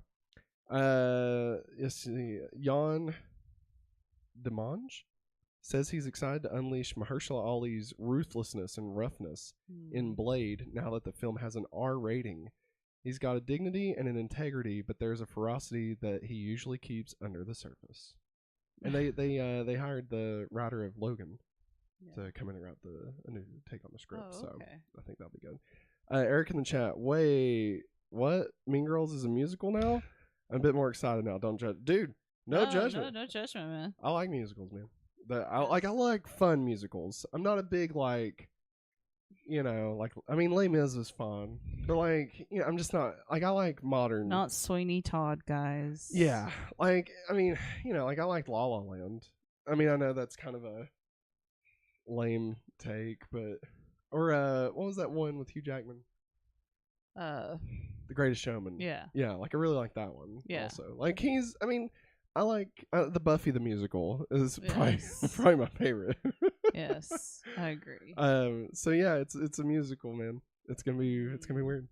Via the Wrap, a reboot of The Office is not happening. Yay! Thank the Lord. But the creator is interested in making a series set in the same universe. Something like the notion of this documentary crew doing a documentary about a different subject. I mean... No, we should just leave it alone. I mean, if they're going to do anything with it, I'd rather them do that than to do like a reboot of The Office. But like Parks and Rec was originally supposed to be that. Like, it was supposed to be like a thing of paper. Like, it was going to begin in Dunder Mifflin. Yeah. And you were going to see like a pack of paper leave the warehouse, and then it get opened up in Pawnee. Yeah. And like that was going to be like the transition to Parks and Rec. Yeah. And then they dropped it. I don't know why. But so now they're like, maybe we do that. Via discussing film, Jack Quaid says My Adventures with Superman Season 2 is already in the can. Get ready for more at some point. Via Collider, a new Fear Street movie is officially in the works at Netflix. We're big fans of the Fear Street trilogy. Definitely go check that out if you've not. Yes. Each movie is almost like a throwback to a certain type of movie, a certain type of like horror movie. The second one, I think it was Fear Street 78, I think. Something like that. But it's like Friday 13th. Yeah. It's really good. And then the first one, what is it? Is it I know she's possessed, but it's not. Is it possessed? No, it doesn't matter. Go check it out. Like, it's just a really good trilogy. The third one, I really like the third one because it does something really fun. Spoiler alert and it's not really a spoiler, but the third one is technically part 3 and part 4. Like, they finish up the story that they needed to tell of the third one in like the first 45 minutes, and so they're like, fuck it, here's part 4. And so like it just goes like, it's one movie, but it's like, no, here's part 4. And I just love that. I thought that was so cool. I thought that was great. Via Entertainment Tonight, Kevin Feige on if Harry Styles will return to the MCU. Yeah. Quote, we will see. He's excited, we're excited, we will see. We introduced a lot of new characters and a lot of new movies and tags. In other words, no, it's not going to happen. That was insane. I just can't believe that actually happened. But that's it for headlines. All right. So now it is time, everybody, for the Marvels. Yay. So if this is your first time watching one of our reviews, again, we've been trying to keep it a little bit more chill. So I mean, we're not going to go into like super like reviewer mode or anything. No. But obviously we'll be talking no spoilers at first. When we do go into spoilers, we'll make sure you're aware, and then we'll talk spoilers at that point. So this is the Marvels. This weekend, Marvel Studios released its whatever number project at this point. Yeah. Entitled The Marvels, a sequel to Captain Marvel from 2019, the $1 billion movie. Yeah. Captain Marvel, and it was a combination, so it's a sequel to Captain Marvel, and also Ms. Marvel kind of picks up where that show left off, and of course brings in I can't think of her name, Monica Rambeau from WandaVision. Kind of sets up her whole character in WandaVision. So this is really the first kind of, I want to say the first time we've gotten a movie. I mean, I guess technically Multiverse of Madness kind of was supposed to do this. Yeah. But it really did a terrible job of it. That really uses the shows to set up the movie, right? Yeah. And like Multiverse of Madness did terrible with WandaVision. It's because the writers of that movie didn't even watch it. I know, right? Like, that's insane. How are they not even going to watch it? And so this one really does lean on the fact of, hey, you should have seen these people in other things. Now they do a decent job of like setting up who the characters are in case you've not watched any of that. But it really does lean on that pretty good. And Disney Plus does this thing where they release this show. It's called Marvel Legends, and it's essentially just a glorified recap of these characters. If you don't have time to rewatch Captain Marvel and Ms. Marvel and WandaVision, highly recommend just checking those out. There's 3 episodes, and it's maybe like 5 minutes each episode, and like it does a fantastic job of recapping everything, getting you ready for the movie. We checked them out while we was waiting in traffic trying to get to the movie over the weekend, and yeah, it definitely enhanced the experience. So all that being said, I'm not like the hugest Captain Marvel fan. I think it's a great movie. Like I enjoy Captain Marvel. But it's not like my favorite. It probably wouldn't even be in my like top 10 if I'm being honest. But it's not because I dislike her. I just like the other stuff more. Yeah. Like Guardians of the Galaxy and stuff. But I mean, I really, really, really enjoyed this movie. I did thought too. it Had a reminded, lot of heart. yeah, it reminded me a lot of like where the MCU originated, like with just a fun superhero story that like wasn't overly concerned with like building a universe or setting up a future threat or paying off an Easter egg from like a billion years ago or any of that stuff. Yeah. It honestly kind of reminded me in some ways of Iron Man 1. Like, it's not as good as Iron Man 1, don't get me wrong. I mean, maybe it is, I don't know. We'll get into that, I'm not sure. But it's just the way that it portrays itself, the way that it's just fun. Yeah. Like, these characters meet up, they get together, they have a reason to be together. They, go do what they're supposed to. I'm trying to say as generic as possible for spoilers. You watch the story unfold, and the story ends. And so the movie, it's not that it's self-contained in the sense of like it doesn't matter to the greater universe. It definitely has implications on the greater universe. But like I didn't leave it like, all right, well, I can't wait to see where this pays off in 25 years. Like Quantumania, I felt like was a bit too reliant on like, oh, Kang's the big bad, so you're gonna look back at this movie in 5 years and man, you're gonna be like, oh man, I can't believe Kang was there, and like Guardians of the Galaxy 3 was really like, hey, we're wrapping up these 3 Guardians movies, so it's just kind of a breath of fresh air to watch this one that is very much like, hey, here's the plot. And now we're done. And like we can move on, like it was good. It was really good. I really enjoyed it. I really like the fight scenes. Those were pretty cool. Maggie, why don't you tell us what you thought about it? I'm really, guys, I'm on the struggle bus right now, so just bear with me. It's okay. I really like the fight scenes, especially when, well, it shows it in the trailer, but they switch places. I really enjoyed seeing like all the different plot lines that was going on. Yeah. Like how it's jumping back and forth. I really like that.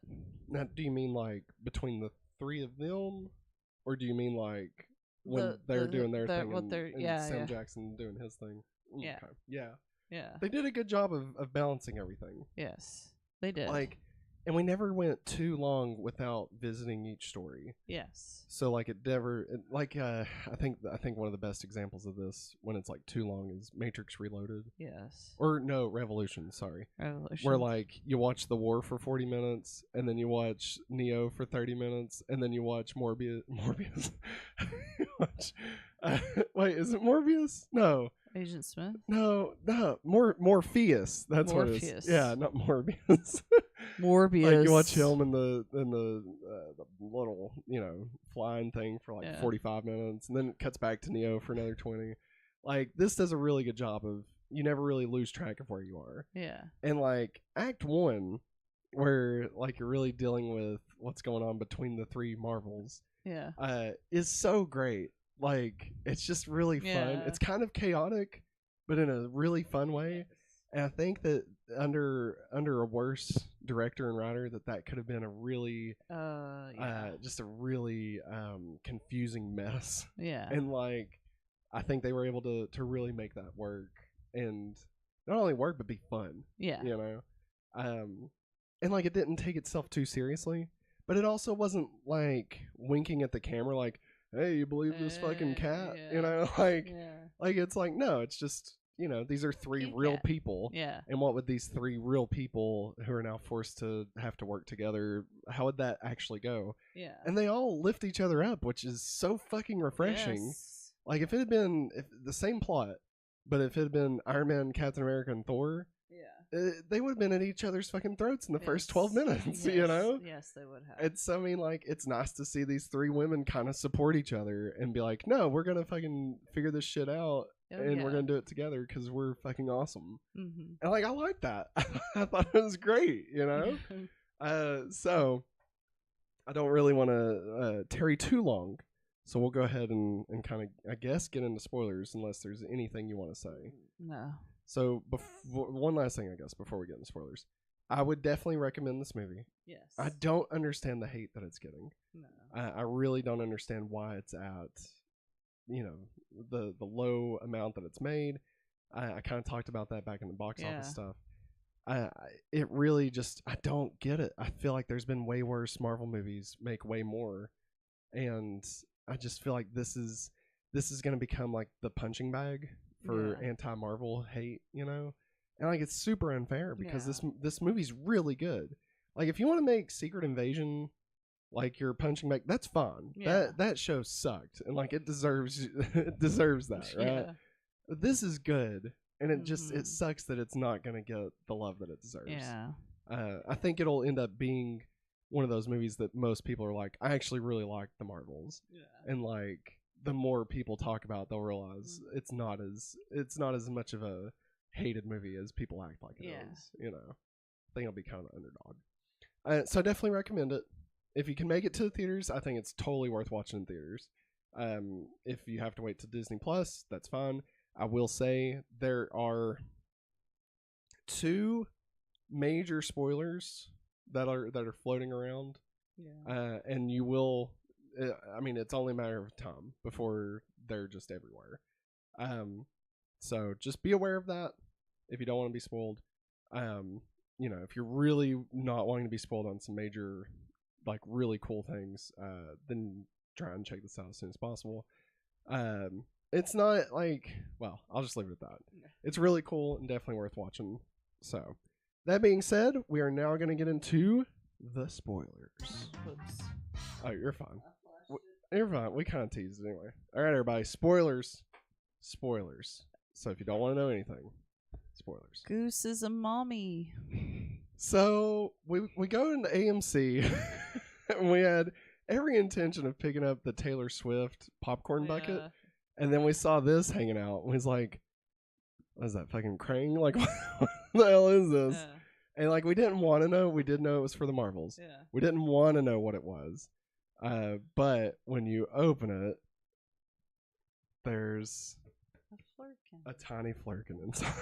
And this is the first one that hatches, actually. And God. And this is a popcorn bucket, just to be clear. The egg's a popcorn bucket. And then this is, well, give me a sec. You're fine. It's such a weird thing. Oh, crud. Do you want me to try and get it? Hold on. Let me make sure there's like no. Are you lifting it the wrong way? This is. Oh, the yeah. Okay, just making sure. I don't know. Let me try. Yeah. Why don't you show off the? But it's a cup. But yeah. Apparently, there's 5 different flurkins you can get. You don't know which one you're going to get. And I was like, of course. They give us a blonde bag. Yeah, like you don't know which one it is. Yeah, and I was like, I hope I get either the black cat or I can't get it. It's okay. There's a straw on the top and it's a cup. Yeah. So like you just there you go. Just and it sits right in this egg. It's got its own little feet. So it's a little goose egg. But yeah, Goose has babies and they help save the day. Yeah, they're in the trailer. Yeah. Like there's a bunch of tiny kittens running around. Which is it's been speculated that's what they were. Yeah. This thing was way too expensive. Yes, it was. It's way too expensive. But it was cool. And we did do a blind opening in the theater. I haven't posted that yet. I'll probably do it as a short. That might go live tomorrow. I'm not sure. But it's ridiculous. But I do love it. I'll be honest. I'm glad we got it. It's so ridiculous, but it's great. Yeah. So spoilers. Oh, to hide the screws. Okay. So spoilers. Main spoiler. Kelsey Grammer, Beast, is back. We did a live reaction in theater. We've got it up. It's a short. I'll try and link it in the show notes and stuff. Of us watching it and just not knowing what was going to happen. And holy crap, that was just bizarre. Yeah, Like, it was. like I mean, I was hoping, like, especially the way they lead into like the fact that she's going to be in a different dimension, right? Yeah. Like, I didn't really have an expectation. I thought maybe Fantastic Four. Yeah. But I really didn't know what we were going to see. But Kelsey Grammer Beast was not at the top of the list. No. And he looked great. He did. Like, I really like that they went full CG with him instead of doing like the rubber makeup stuff that they did in the original X-Men. But like, you know, Eric Voss was showing, like, talking about it, and like how he's got like his lab coat. I bet it's over the X-Men. Like the shorts. Costume. Yeah. And like he looks much more like Beast from the animated series. Yes. So I guess the theory, this is what I was thinking, and then Eric Voss kind of said the same thing. So I'd say this is probably what it is. But my theory is that she's in the post Days of Future Past good ending universe. Yeah. So like essentially, okay, there's the original X-Men, which goes off, you know, the Wolverine, all that stuff, and then ultimately gets to Days of Future Past. And then there's the First Class stuff, which also gets to Days of Future Past. And so when they fix the timeline, that is its own separate universe. And so when we see Logan in the X-Mansion at the end of it, and Jean Grey's still alive and all that stuff, that's its own separate universe, and that's going to lead into where we see Monica Rambeau go. The First Class timeline continued on its own trajectory, and I believe that is the path that led to Logan. That's my thoughts. I could be wrong, but that's what I think. And I think Deadpool is going to kind of use that as its way of negating, like, not saying Logan didn't happen. Yeah. But just using a Wolverine from a different timeline. I know that Sean Levy said that Logan's not going to be touched in Deadpool 3. So. Yes. So I think that's what they're going to do. I think it really is. It's either going to be a completely different Logan that we've never seen, or it's going to be the Wolverine from that specific universe, which is the Fox universe, the FU, as one might say. Or not. Who knows? But so there was that. I really love that. Her mom being binary, had no idea who that was. Had to look it up on Wikipedia. And then I also love getting to see Kate Bishop again. Yeah, bringing her funny. back in from Hawkeye and Pizza Dog. Like, I thought that was great. You think you're the only kid superhero? And she's like, I'm 23. And I like that it was very much obviously a reference to Iron Man. Yeah. And like, there's no way she really knows any of that was said. But like, that's fun for the fans, you know? Yeah. And like, did you know Ant-Man's got a daughter? I love that the world where it's a musical. Yeah. And like how she's like, I bet your fan fiction brain is going wild right now. She's like, oh yes. Yeah, you have no idea. Yeah. Dude, that was so great, man. Yeah, it was. Honestly, like, you know, again, I know I've kind of said it a lot at this point, but yeah, I just feel like the whole self-contained story, this character, like the bad guys kind of set up and dealt with in the same thing, in the same movie. It doesn't really lean on like Kang or any of that stuff. It doesn't really lean on like what happened with Loki or any of that. And like, it's just, hey, here's these three women trying to figure their shit out, and they're gonna work together the best they can, and they do great. Like the scene, the whole montage of them learning how to use their switch powers, yes. I thought was fantastic. That was genius. I loved. This is such a girl thing to say. No, I loved Captain Marvel's dress when she it was great. Transformed on that planet into the princess. Yes. Yeah. No, it was great. It was great. So Maggie, let me ask you this, because you loved Captain Marvel. Yes. As a follow-up to Captain Marvel, how did you feel about it? I feel, I know like they didn't want to stay on certain things too long in the movie. I feel like we needed a little bit more about the Annihilator part. Yeah. Like, I know she was just trying to figure out what all went wrong with her memory and stuff. Yeah. And I just feel like she really tries to convey that she doesn't like being called the Annihilator. Yeah. And like, I think I understood, but I could see some people not understanding why she feels the way she does. Yeah. Like, she thought she was doing something good, wound up almost messing up the whole planet. Yeah, I mean it's definitely in horrible shape, you know. Yeah. No, I agree. Like I feel like we really got to see like the real Carol Danvers in this. Like I feel like we've seen I feel like even in Captain Marvel, because she was so like brainwashed, we didn't really get to see her, you know.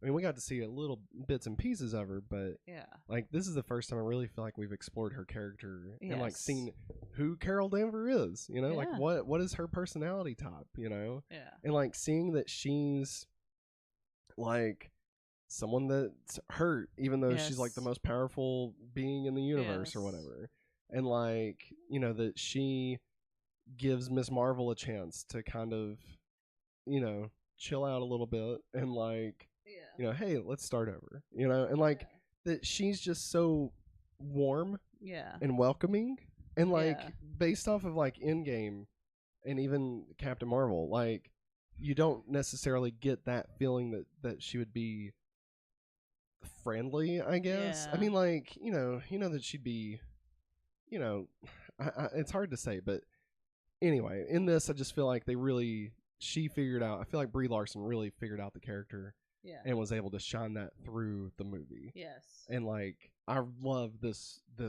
Yes. new like whatever this way of being Captain Marvel. I think it's like a knocked out of the park. Like it is as great in my mind as like Chris Evans as Captain America. Yeah. Ooh. Like he just totally gets Steve Rogers. Yes. And I feel like Brie Larson completely gets Carol Danvers in this. I agree. So And I want more.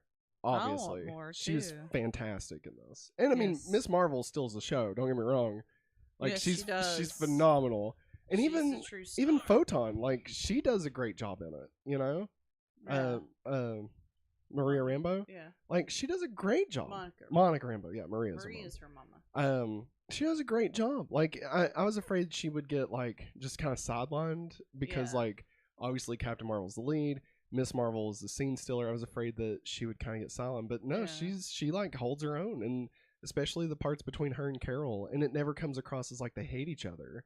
Yeah. It's like very much like, hey, I needed you, you know, Yeah. and she's like, I'm sorry, I wanted to be better better for you. Yeah. You know, I didn't want to be the annihilator. I wanted to fix things because I was afraid to come home, you know, because then it's real. Yeah. And like that's awesome, you know, like that is such a Yeah. it's almost like Spider-Verse level of like character drive, you know. Therapeutic. Yeah, it was honestly, it was great. I loved it. Eric says, he said the one planet they visit, that one scene probably ran a bit long, and I like musicals. It felt like a Disney Plus show for me, like Miss Marvel season. It was a little weird. It was like it reminded me a bit of Love and Thunder Yeah. with the God segment, where it's Yes. like this could have been a little bit better. Yeah. I do like it. I like that it exists, but it was it could have been tweaked. And he said 5.5 out of 10 for me, and I'm also a Brie Larson fan.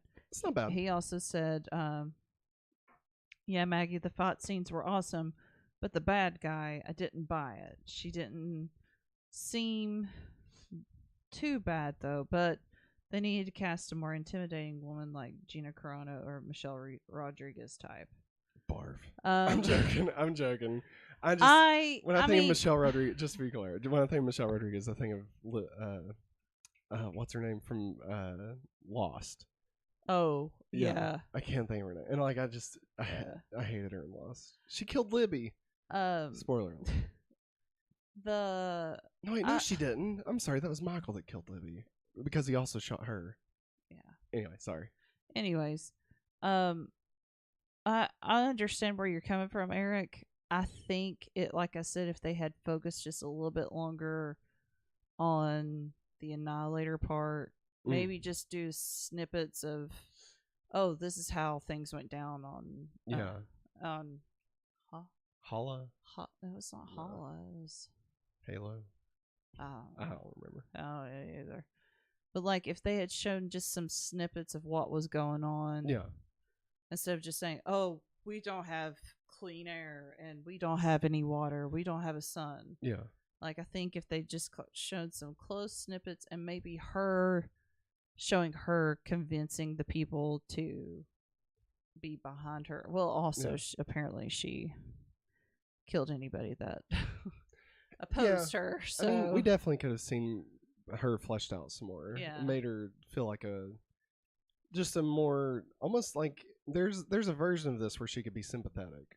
You know? Yeah, and see, I think that's what they wanted, but I feel like they had to cut out something It just somewhere. didn't get there. Yeah.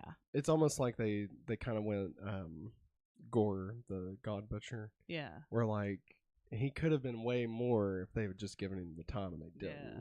Which villains have always been kind of a Achilles heel for Marvel. Yeah. You know, I mean, I unless agree. the Russos are doing it, like most of the time, the villains aren't that great. Yeah. I mean, you know, they're not that fleshed out. I'll put it that way. Like Darren Cross, MODOK, or whoever the bad guy of Ant-Man 2 was. And don't say Ghost because it's not Ghost. It wasn't Ghost. I mean, Ghost is a bad guy, but like, I still don't know, man. I still like the Mob. There's that one guy from The Walking Dead that was chasing after him. I don't know. Anyway. Yeah. Any other thoughts you want to say about this? No. Any thoughts about like post credits or anything like that? Okay. Well, with that being said, it is time to get into our ranking. So, we've got a couple of things to add. We are out of spoilers, so if you're joining us, welcome back. Got a couple of things to add to our winner, and then we will be updating our Marvel list. So, oh god, yeah, it's gonna be fun. Currently, the ranking for winter 2023 at number 1, All the Lights We Cannot See. Yeah, that's it. We got to add Loki and the Marvels. Let's go ahead. I'm just gonna throw this out there. Loki number 1. Yes, I already knew that. Agree? Yes. Okay. And then, do you think the Marvels above or below All the Light We Cannot See? And I'm honestly, being honest, I'm open to either way. I'm gonna say below. Really? I'm kind of surprised. No, that movie's been on my mind a lot here recently. Like, and not the Marvels, all the miniseries. Yeah, it's been on my mind a lot recently. Just how really it was solid. made, and also the story was just beautiful. It was really good, and everybody that was in it did a really good job acting. Yeah, and like it kind of gives you faith in humanity. Yeah. You know, like that can't be undershot. You know, like the Marvels was a fun time. Yeah, but like that actually kind of gave me the feels. Yeah. You know, so I'd agree with that. Yeah. Okay, so I think we can go ahead and lock that in. We've got number 1, Loki. Number 2, All the Light We Cannot See. And at number 3, The Marvels. Next weekend, of course, we'll be covering Trolls Band Together and the Scott Pilgrim. Oh, boy. As long as, I believe all of Scott Pilgrim's dropped when it drops. I think it's the whole season. Okay. If it's not, then obviously we'll cover it once it's finished. But I believe they're dropping the whole season at one time. So I will get Letterboxd pull up and we'll update. Okay, I'll read what Eric said. Yeah, go for it. Eric says in chat, exactly, that's the movie we need, Maggie. Showing Captain Marvel messing that world up. I was into that. And like, oh snap, Brie Larson looked intense when she destroyed that machine with a machine like rage. Very true. Yes. Dude, God. Okay, so getting Marvel pulled up. All right, Matt and Maggie. Oh boy. Ranking. So we started this on our rewatch prior to Infinity War in 2018. And then we've just been adding to it. At some point, we are going to redo this list. Yeah. But that'll be at some point. Probably leading up to Secret Invasion. Or Secret Wars. Sorry. Yeah. So, the current ranking at... There's 44. At number 44, Thor. Number 43, Thor the Dark World. Number 42, Black Widow. Number 41, What If. Number 40, Secret Invasion. Number 39, Iron Man 2. 38, The Incredible Hulk. 37, Iron Man 3. 36, Avengers Age of Ultron. 35, Falcon and the Winter Soldier. 34, Moon Knight. 33, I Am Groot. 32, Wakanda Forever. 31, Ant-Man and the Wasp. 30, The Eternals. 29, Guardians of the Galaxy Volume 3. 28, Iron Man. 27, Avengers. 26, Captain America, the First Avenger. 25, Hawkeye. 24, Quantumania. 23, Multiverse of Madness. 22, Werewolf by Night. 21, WandaVision. 20, Miss Marvel. 19, She-Hulk. 18, Ant-Man. 17, Guardians of the Galaxy Volume 2. 16, Captain America, the Winter Soldier. 15, Spider-Man Far From Home. 14, Doctor Strange. 13, Black Panther. 12, Captain Marvel. 11, Loki. 10, Shang-Chi. 9, Thor Love and Thunder. 8, Guardians of the Galaxy Holiday Special. 7, Thor Ragnarok. 6, Spider-Man Homecoming. 5, Guardians of the Galaxy. 4, Captain America Civil War. 3, Avengers Infinity War. 2, Spider-Man No Way Home. And number 1, The Avengers Endgame. So let's add Captain Marvel. Or I'm sorry, let's add the Marvels. So any of them sticking out right off the bat? I would say it's at the. I'm gonna start us off saying it's at the very least, just to get the ball rolling, higher than Ms. Marvel. Yes. Yes. Okay. Higher than She-Hulk. Yeah, I'd agree. Higher than Ant-Man. Yes. I feel. Yeah. Yeah. Yeah. Yeah. Because I feel like I like their Ant-Man's teamwork. funny, but I feel like we got a little bit more out of the teamwork in this than in Ant-Man. I would probably not say higher than Galaxy Volume 2. No. Right? Yeah. Okay. So we're going to say the new number 18 Okay. above Guardians Volume 2 and below Ant-Man. Yeah. Okay. I'm down with that. Like, I could see a world where it could go below Ant-Man, but I think putting it below or above Ant-Man right now is fine.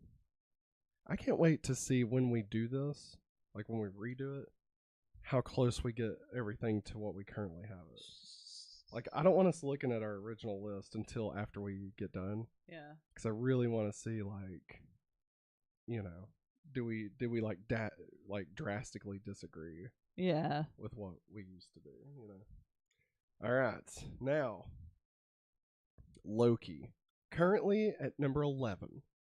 So I'm going to read the top 10 because I think it's definitely going to move up. Okay. So the way we haven't really had to deal with this before, but the way we're going to deal with Loki is that season 1 was already ranked, put in the list. Now we will take season 2 into account, and if both season 1 and season 2 are now better because of season 2, then it'll go up in the ranking more likely. Yeah. If season 2 made the whole show worse, then it would drop. So we're just kind of re-ranking the entire series as a whole, now including both season 1 and season 2. Yeah. So, the top 10 are number 10, Shang-Chi. Number 9, Thor Love and Thunder. Number 8, The Guardians of the Galaxy Holiday Special. Number 7, Thor Ragnarok. Number 6, Spider-Man Homecoming. Number 5, Guardians of the Galaxy. Number 4, Captain America Civil War. Number 3, Avengers Infinity War. Number 2, Spider-Man No Way Home. And at number 1, Avengers Endgame. Maggie. Let's go ahead. Let's just do it one by one. Okay. I think this will be easy. Better than Shang-Chi. Yes. Yeah. Better than Love and Thunder. Yes. Better than Guardians of the Galaxy Holiday Special. Yes. Now here's where it starts getting hard. Okay. Is Loki better than Ragnarok?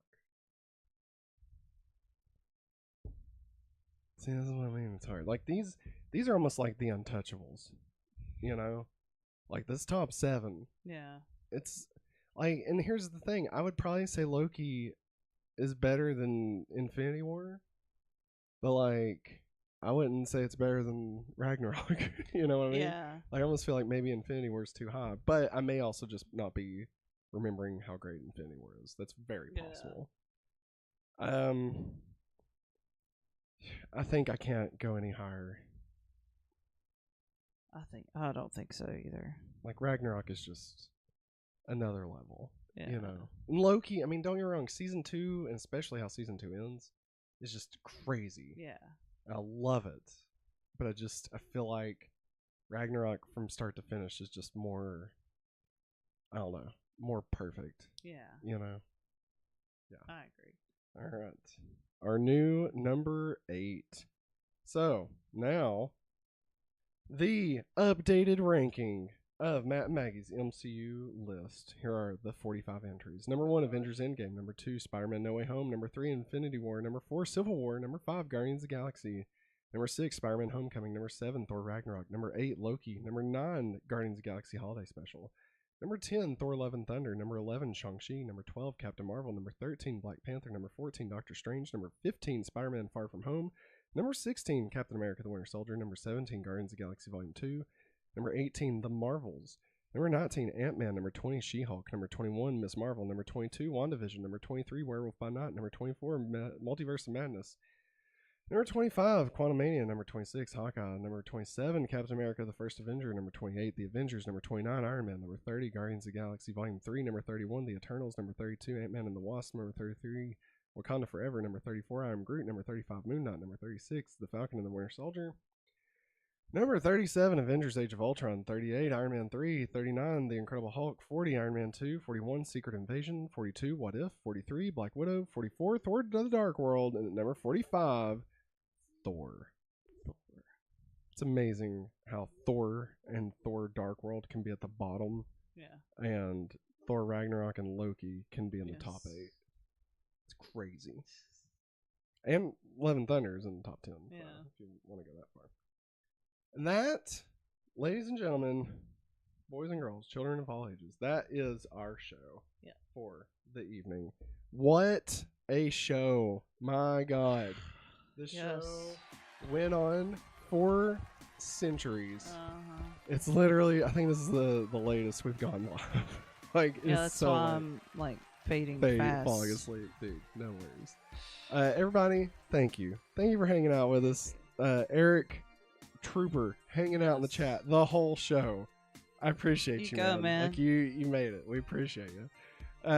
Remember, if you'd like to support the channel, you can head over to patreon.com/hopefullyawesome or join us right here on youtube.com/hopefullyawesome, where you can become a member, get access to exclusive content, and get your name in the credits like these fine folks did right here, including our November Patreon producer of the month, Strange Marvel Theories. Thank you for being our producer of November.